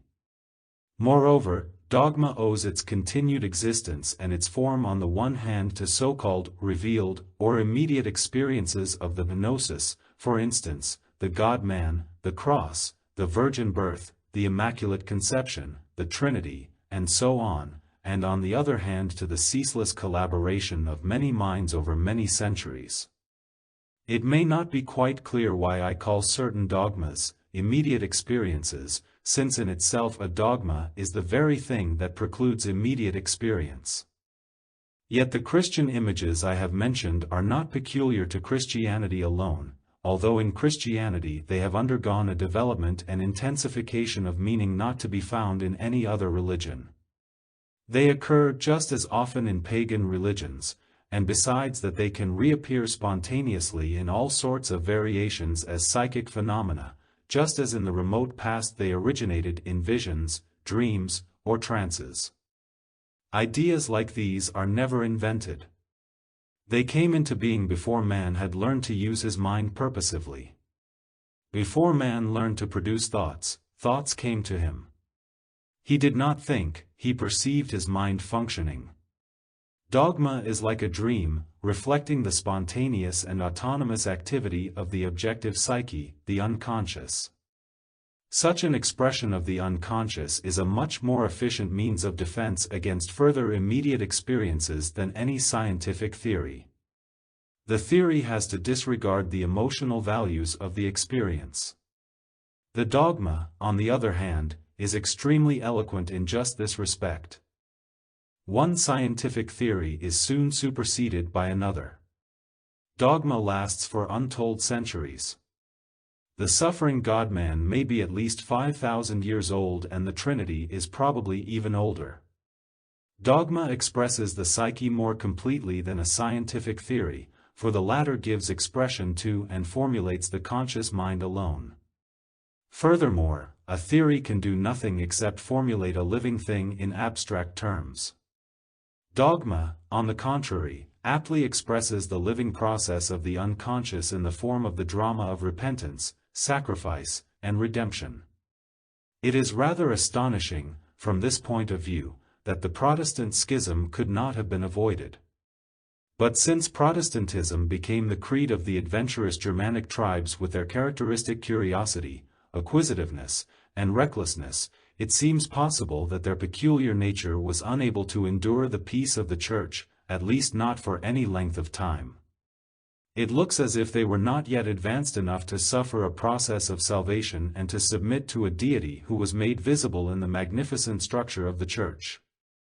There was, perhaps, too much of the Imperium Romanum or of the Pax Romana in the Church, too much, at least, for their energies, which were and still are insufficiently domesticated. It is quite likely that they needed an unmitigated and less controlled experience of God, as often happens to adventurous and restless people who are too youthful for any form of conservatism or domestication. They therefore did away with the intercession of the Church between God and man, some more and some less. With the demolition of protective walls, the Protestant lost the sacred images that expressed important unconscious factors, together with the ritual which, from time immemorial, has been a safe way of dealing with the unpredictable forces of the unconscious. A vast amount of energy was thus liberated and instantly went into the old channels of curiosity and acquisitiveness. In this way Europe became the mother of dragons that devoured the greater part of the earth. Since those days Protestantism has become a hotbed of schisms and, at the same time, of rapid advances in science and techniques which cast such a spell over man's conscious mind that it forgot the unpredictable forces of the unconscious. The catastrophe of the First World War and the extraordinary manifestations of profound spiritual malaise that came afterwards were needed to arouse a doubt as to whether all was well with the white man's mind. Before the war broke out we were all quite certain that the world could be righted by rational means. Now we behold the amazing spectacle of states taking over the age-old totalitarian claims of theocracy, which are inevitably accompanied by suppression of free opinion. Once more we see people cutting each other's throats in support of childish theories of how to create paradise on earth. It is not very difficult to see that the powers of the underworld, not to say of hell, which in former times were more or less successfully chained up in a gigantic spiritual edifice where they could be of some use, are now creating, or trying to create, a state slavery and a state prison devoid of any mental or spiritual charm. There are not a few people nowadays who are convinced that mere human reason is not entirely up to the enormous task of putting a lid on the volcano. This whole development is fate. I would not lay the blame either on Protestantism or on the Renaissance. But one thing is certain, that modern man, Protestant or otherwise, has lost the protection of the ecclesiastical walls erected and reinforced so carefully since Roman days, and because of this loss has approached the zone of world-destroying and world-creating fire. Life has become quickened and intensified. Our world is shot through with waves of uneasiness and fear. Protestantism was, and still is, a great risk and at the same time a great opportunity. If it goes on disintegrating as a church, it must have the effect of stripping man of all his spiritual safeguards and means of defense against immediate experience of the forces waiting for liberation in the unconscious. Look at all the incredible savagery going on in our so-called civilized world. It all comes from human beings and the spiritual condition they are in. Look at the devilish engines of destruction. They are invented by completely innocuous gentlemen, reasonable, respectable citizens who are everything we could wish. And when the whole thing blows up and an indescribable hell of destruction is let loose, nobody seems to be responsible. It simply happens, and yet it is all man-made. But since everybody is blindly convinced that he is nothing more than his own extremely unassuming and insignificant conscious self, which performs its duties decently and earns a moderate living, nobody is aware that this whole rationalistically organized conglomeration we call a state or a nation is driven on by a seemingly impersonal, invisible but terrifying power which nobody and nothing can check. This ghastly power is mostly explained as fear of the neighboring nation, which is supposed to be possessed by a malevolent fiend. Since nobody is capable of recognizing just where and how much he himself is possessed and unconscious, he simply projects his own condition upon his neighbor, and thus it becomes a sacred duty to have the biggest guns and the most poisonous gas. The worst of it is that he is quite right. All one's neighbors are in the grip of some uncontrolled and uncontrollable fear, just like oneself. In lunatic asylums it is a well-known fact that patients are far more dangerous when suffering from fear than when moved by rage or hatred. The Protestant is left to God alone. For him there is no confession, no absolution, no possibility of an expiatory opus divinum of any kind. He has to digest his sins by himself, and, because the absence of a suitable ritual has put it beyond his reach, he is none too sure of divine grace. Hence the present alertness of the Protestant conscience, and this bad conscience has all the disagreeable characteristics of a lingering illness which makes people chronically uncomfortable. But, for this very reason, the Protestant has a unique chance to make himself conscious of sin to a degree that is hardly possible for a Catholic mentality, as confession and absolution are always at hand to ease excessive tension. The Protestant, however, is left to his tensions, which can go on sharpening his conscience. Conscience, and particularly a bad conscience, can be a gift from heaven, a veritable grace if used in the interests of the higher self-criticism. And self-criticism, in the sense of an introspective, discriminating activity, is indispensable in any attempt to understand your own psychology. If you have done something that puzzles you and you ask yourself what could have prompted you to such an action, you need the sting of a bad conscience and its discriminating faculty in order to discover the real motive of your behavior. It is only then that you can see what motives are governing your actions. The sting of a bad conscience even spurs you on to discover things that were unconscious before, and in this way you may be able to cross the threshold of the unconscious and take cognizance of those impersonal forces which make you an unconscious instrument of the wholesale murderer in man. If a Protestant survives the complete loss of his church and still remains a Protestant, that is to say a man who is defenseless against God and no longer shielded by walls or communities, he has a unique spiritual opportunity for immediate religious experience. I do not know whether I have succeeded in conveying what the experience of the unconscious meant to my patient. There is, however, no objective criterion by which such an experience can be valued. We have to take it for what it is worth to the person who has the experience. Thus you may be impressed by the fact that the apparent futility of certain dreams should mean something to an intelligent person. But if you cannot accept what he says, or if you cannot put yourself in his place, you should not judge his case.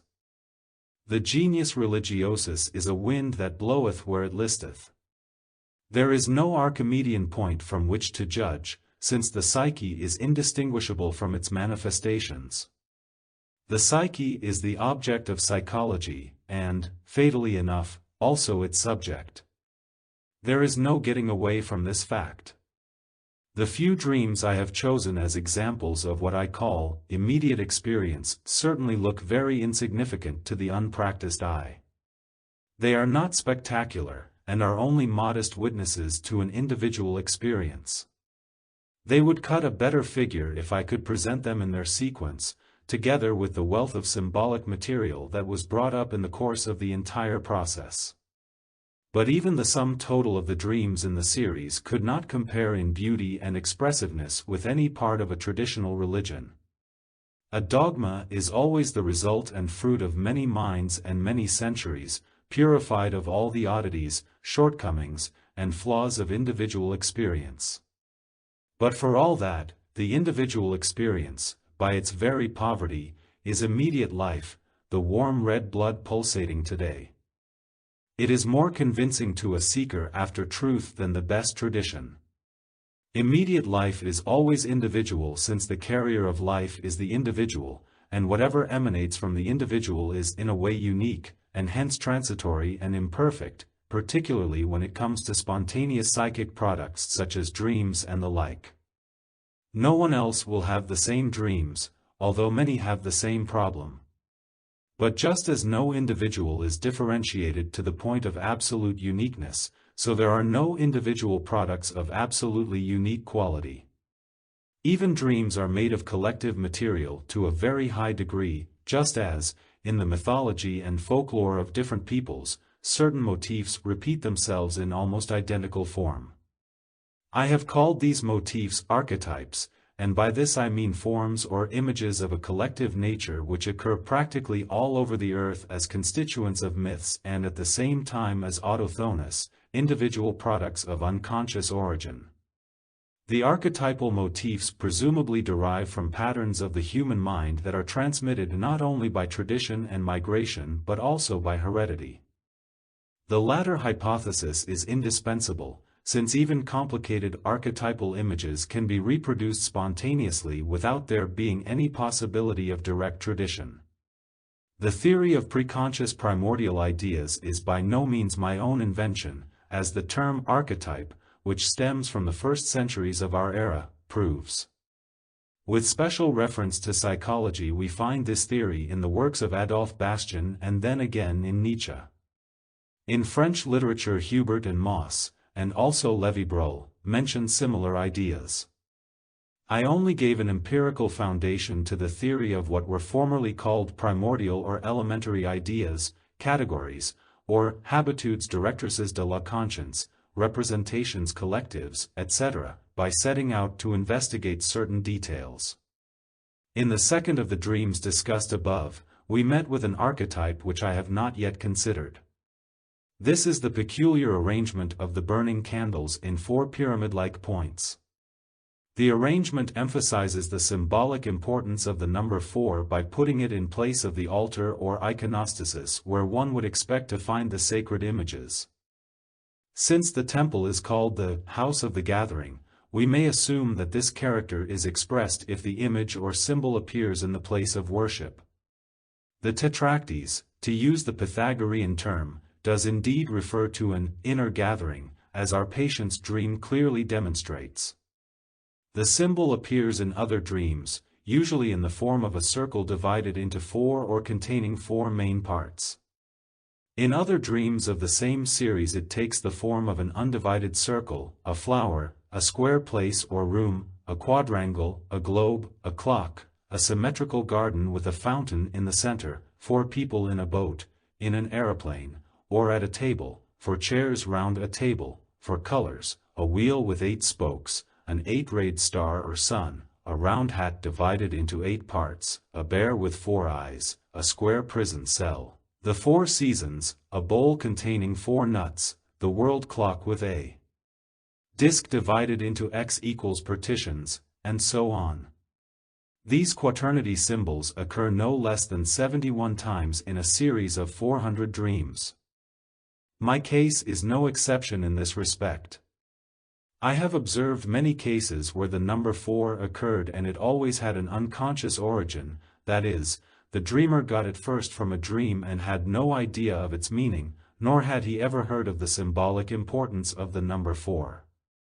It would of course be a different thing with the number 3, since the Trinity represents a symbolic number known to everybody. But for us, and particularly for a modern scientist, 4 conveys no more than any other number. Number symbolism and its venerable history is a field of knowledge completely outside our dreamer's intellectual interests. If under such conditions dreams insist upon the importance of 4, we have every right to call its origin an unconscious one. The numinous character of the quaternity is obvious in the second dream. From this we must conclude that it points to a meaning which we have to call sacred. Since the dreamer was unable to trace this peculiar character to any conscious source, I apply a comparative method in order to elucidate the meaning of the symbolism. It is of course impossible to give a complete account of this procedure here, so I must restrict myself to the barest hints. Since many unconscious contents seem to be remnants of historical states of mind, we need only go back a few hundred years in order to reach the conscious level that forms the parallel to our dreams. In our case, we step back not quite 300 years and find ourselves among scientists and natural philosophers who were seriously discussing the enigma of squaring the circle. This abstruse problem was itself a psychological projection of something much older and completely unconscious. But they knew in those days that the circle signified the deity. God is an intellectual figure whose center is everywhere and the circumference nowhere, as one of these philosophers said, repeating St. Augustine. A man as introverted and introspective as Emerson could hardly fail to touch on the same idea and likewise quote St. Augustine. The image of the circle, regarded as the most perfect form since Plato's Timaeus, the prime authority for Hermetic philosophy, was assigned to the most perfect substance, to the gold, also to the anima mundi or anima media natura, and to the first created light. And because the macrocosm, the great world, was made by the Creator, in a form round and globose, the smallest part of the whole, the point, also possesses this perfect nature. As the philosopher says, of all shapes the simplest and most perfect is the sphere, which rests in a point.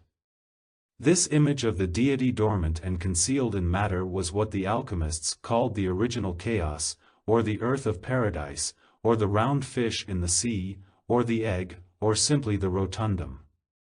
That round thing was in possession of the magical key which unlocked the closed doors of matter. As is said in the Timaeus, only the demiurge, the perfect being, is capable of dissolving the tetractys, the embrace of the four elements. One of the great authorities since the 13th century, the Tuba Philosophorum, says that the rotundum can turn copper into 4. Thus the much sought-for aurum philosophicum was round. Opinions were divided as to the procedure for procuring the dormant demiurge. Some hoped to lay hold of him in the form of a prima materia containing a particular concentration or a particularly suitable variety of this substance. Others endeavored to produce the round substance by a sort of synthesis, called the coniunctio. The anonymous author of the Rosarium Philosophorum says, make a round circle of man and woman, extract therefrom a quadrangle and from it a triangle. Make the circle round, and you will have the philosopher's stone. This marvelous stone was symbolized as a perfect living being of hermaphroditic nature corresponding to the Empedoclean and all-round bisexual being in Plato. As early as the beginning of the 14th century, the lapis was compared by Petrus Bonus to Christ, as an Allegoria Christi. In the Aurea Ora, a pseudo-Thomas tract from the 13th century, the mystery of the stone is rated even higher than the mysteries of the Christian religion. I mention these facts merely to show that the circle or globe containing the 4 was an allegory of the deity for not a few of our learned forefathers. From the Latin treatises it is also evident that the latent demiurge, dormant and concealed in matter, is identical with the so-called Homo philosophicus, the second Adam. He is the spiritual man, Adam Kadmon, often identified with Christ. Whereas the original Adam was mortal, because he was made of the corruptible 4 elements, the second Adam is immortal, because he consists of one pure and incorruptible essence. Thus Pseudo-Thomas says, the second Adam from pure elements entered into eternity. Therefore, what is composed of simple and pure essence remaineth forever. The same treatise quotes a Latinized Arabic author called Senior, a famous authority throughout the Middle Ages, as saying, there is one thing that never dieth, for it continueth by perpetual increase, and interprets this one thing as the second Adam. It is clear from these quotations that the round substance searched for by the philosophers was a projection very similar to our own dream symbolism. We have historical documents which prove that dreams, visions, and even hallucinations were often mixed up with the great philosophic opus. Our forefathers, being even more naively constituted than ourselves, projected their unconscious contents directly into matter. Matter, however, could easily take up such projections, because at that time it was a practically unknown and incomprehensible entity. And whenever man encounters something mysterious he projects his own assumptions into it without the slightest self-criticism. But since chemical matter nowadays is something we know fairly well, we can no longer project as freely as our ancestors.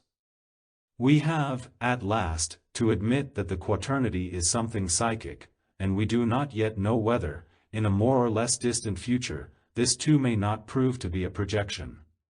For the time being we must be satisfied with the fact that an idea of God which is entirely absent from the conscious mind of modern man returns in a form known consciously 300 or 400 years ago.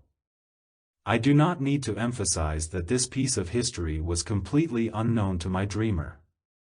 One could say with the classical poet, Naturam expellas furca tamen usque recurret, drive out nature with a pitchfork and she always turns up again. The idea of those old philosophers was that God manifested himself first in the creation of the four elements. They were symbolized by the four partitions of the circle. Thus we read in a Coptic treatise of the Codex Bruttianus concerning the only begotten, monogenes or anthropos, the same is he who dwelleth in the monad, which is in the Cetheus, creator, and which came from the place of which none can say where it is, from him it is the monad came, in the manner of a ship, laden with all good things, and in the manner of a field, filled or planted with every kind of tree, and in the manner of a city, filled with all races of mankind. And to its veil which surroundeth it in the manner of a defence there are 12 gates. This same is the mother city of the only begotten. In another place the Anthropos himself is the city and his members are the four gates. The monad is a spark of light, an atom of the deity. The monogenes is thought of as standing upon a platform supported by four pillars, corresponding to the Christian quaternarium of the evangelists, or to the tetramorph, the symbolic steed of the Church, composed of the symbols of the four evangelists, the angel, eagle, ox or calf, and lion. The analogy with the New Jerusalem of the Apocalypse is obvious. The division into four, the synthesis of the four, the miraculous appearance of the four colors, and the four stages of the work, nigredo, dialbatio, rubefactio, and citronitas, are constant preoccupations of the old philosophers. For symbolizes the parts, qualities, and aspects of the one. But why should my patient recapitulate these old speculations? I do not know why he should. I only know that this is not an isolated case. Many others under my observation or under that of my colleagues have spontaneously produced the same symbolism. I naturally do not think that it originated 300 or 400 years ago. That was simply another epoch when this same archetypal idea was very much in the foreground. As a matter of fact, it is much older than the Middle Ages, as the Timaeus proves. Nor is it a classical or an Egyptian heritage, since it is to be found practically everywhere and in all ages. One has only to remember, for instance, how great an importance was attributed to the quaternity by the American Indians. Although the quaternity is an age-old and presumably prehistoric symbol, always associated with the idea of a world-creating deity, it is, curiously enough, rarely understood as such by those moderns in whom it occurs. I have always been particularly interested to see how people, if left to their own devices and not informed about the history of the symbol, would interpret it to themselves. I was careful, therefore, not to disturb them with my own opinions, and as a rule I discovered that they took it to symbolize themselves or rather something in themselves. They felt it belonged intimately to themselves as a sort of creative background, a life-producing sun in the depths of the unconscious. Though it was easy to see that certain mandala drawings were almost an exact replica of Ezekiel's vision, it very seldom happened that people recognized the analogy even when they knew the vision, which knowledge, by the way, is pretty rare nowadays. What one could almost call a systematic blindness is simply the effect of the prejudice that God is outside man. Although this prejudice is not exclusively Christian, there are certain religions which do not share it at all. On the contrary, they insist, as do certain Christian mystics, on the essential identity of God and man, either in the form of an a priori identity or of a goal to be attained by certain practices or initiations, as known to us, for instance, from the Metamorphoses of Apuleius, not to speak of certain yoga methods. The use of the comparative method shows without a doubt that the quaternity is a more or less direct representation of the God who is manifest in his creation. We might, therefore, conclude that the symbol spontaneously produced in the dreams of modern people means something similar, the God within. Although the majority of the persons concerned do not recognize this analogy, the interpretation might nevertheless be correct. If we consider the fact that the idea of God is an unscientific hypothesis, we can easily explain why people have forgotten to think along such lines. And even if they do cherish a certain belief in God, they would be deterred from the idea of a God within by their religious education, which has always depreciated this idea as mystical. Yet it is precisely this mystical idea which is forced upon the conscious mind by dreams and visions. I myself, as well as my colleagues, have seen so many cases developing the same kind of symbolism that we cannot doubt its existence any longer. My observations, moreover, date back to, and I waited 14 years before alluding to them publicly. It would be a regrettable mistake if anybody should take my observations as a kind of proof of the existence of God. They prove only the existence of an archetypal God image, which to my mind is the most we can assert about God psychologically. But as it is a very important and influential archetype, its relatively frequent occurrence seems to be a noteworthy fact for any theologia naturalis. And since experience of this archetype has the quality of numinosity, often in very high degree, it comes into the category of religious experiences. I cannot refrain from calling attention to the interesting fact that whereas the central Christian symbolism is a trinity, the formula presented by the unconscious is a quaternity. In reality, the orthodox Christian formula is not quite complete, because the dogmatic aspect of the evil principle is absent from the Trinity and leads a more or less awkward existence on its own as the devil. Nevertheless, it seems that the Church does not exclude an inner relationship between the devil and the Trinity. A Catholic authority expresses himself on this question as follows: the existence of Satan, however, can only be understood in relation to the Trinity. Any theological treatment of the devil that is not related to God's Trinitarian consciousness is a falsification of the actual position. According to this view, the devil possesses personality and absolute freedom. That is why he can be the true, personal, counterpart of Christ.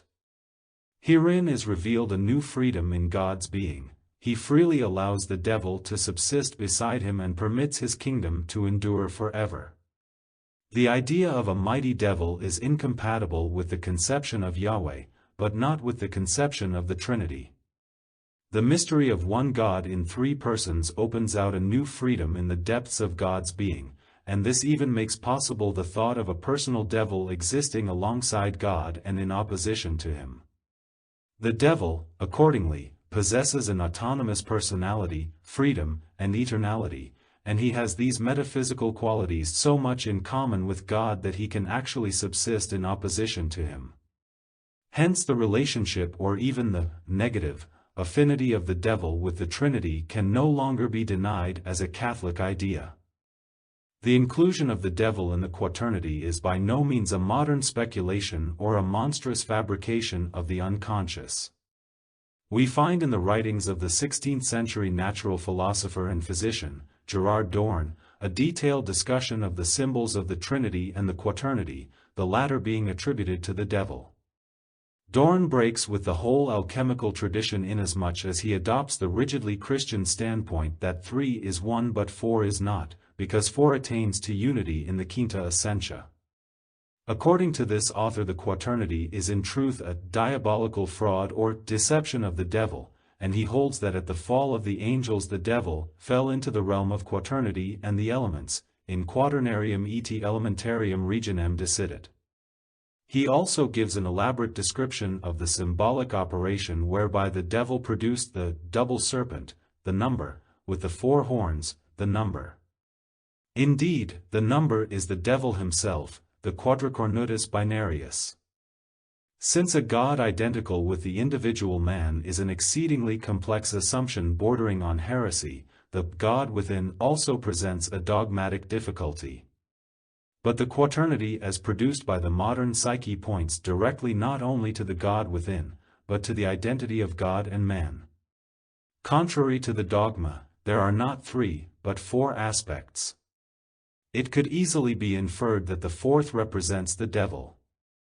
Though we have the logion, I and the Father are one, who seeth me seeth the Father, it would be considered blasphemy or madness to stress Christ's dogmatic humanity to such a degree that man could identify himself with Christ and his homoousia. But this is precisely what seems to be meant by the natural symbol.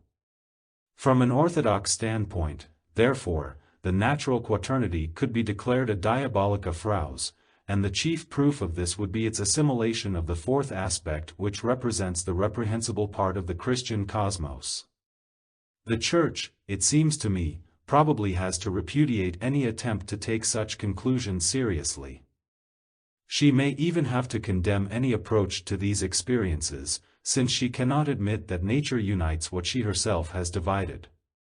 The voice of nature is clearly audible in all experiences of the quaternity, and this arouses all the old mistrust of anything even remotely connected with the unconscious.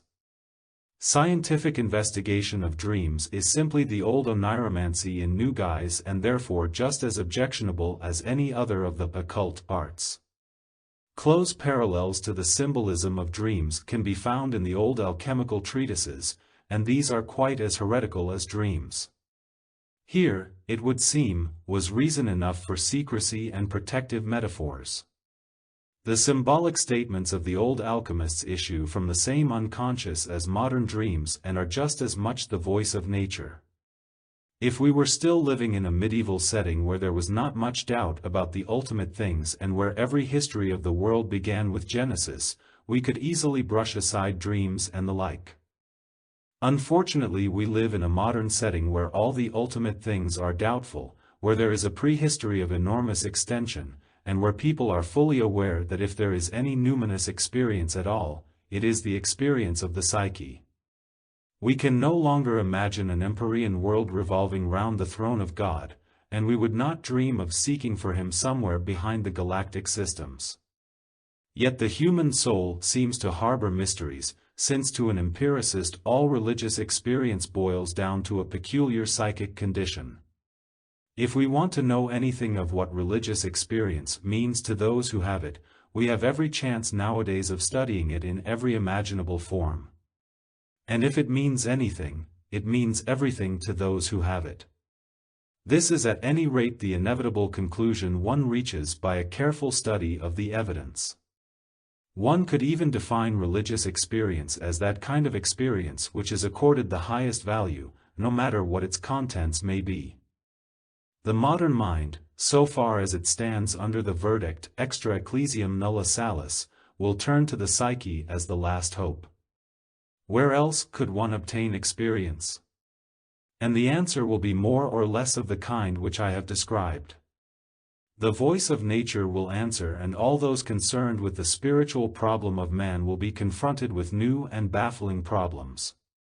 Because of the spiritual need of my patients, I have been forced to make a serious attempt to understand some of the symbols produced by the unconscious. As it would lead much too far to embark on a discussion of the intellectual and ethical consequences, I shall have to content myself with a mere sketch. The main symbolic figures of a religion are always expressive of the particular moral and mental attitude involved. I would mention, for instance, the cross and its various religious meanings.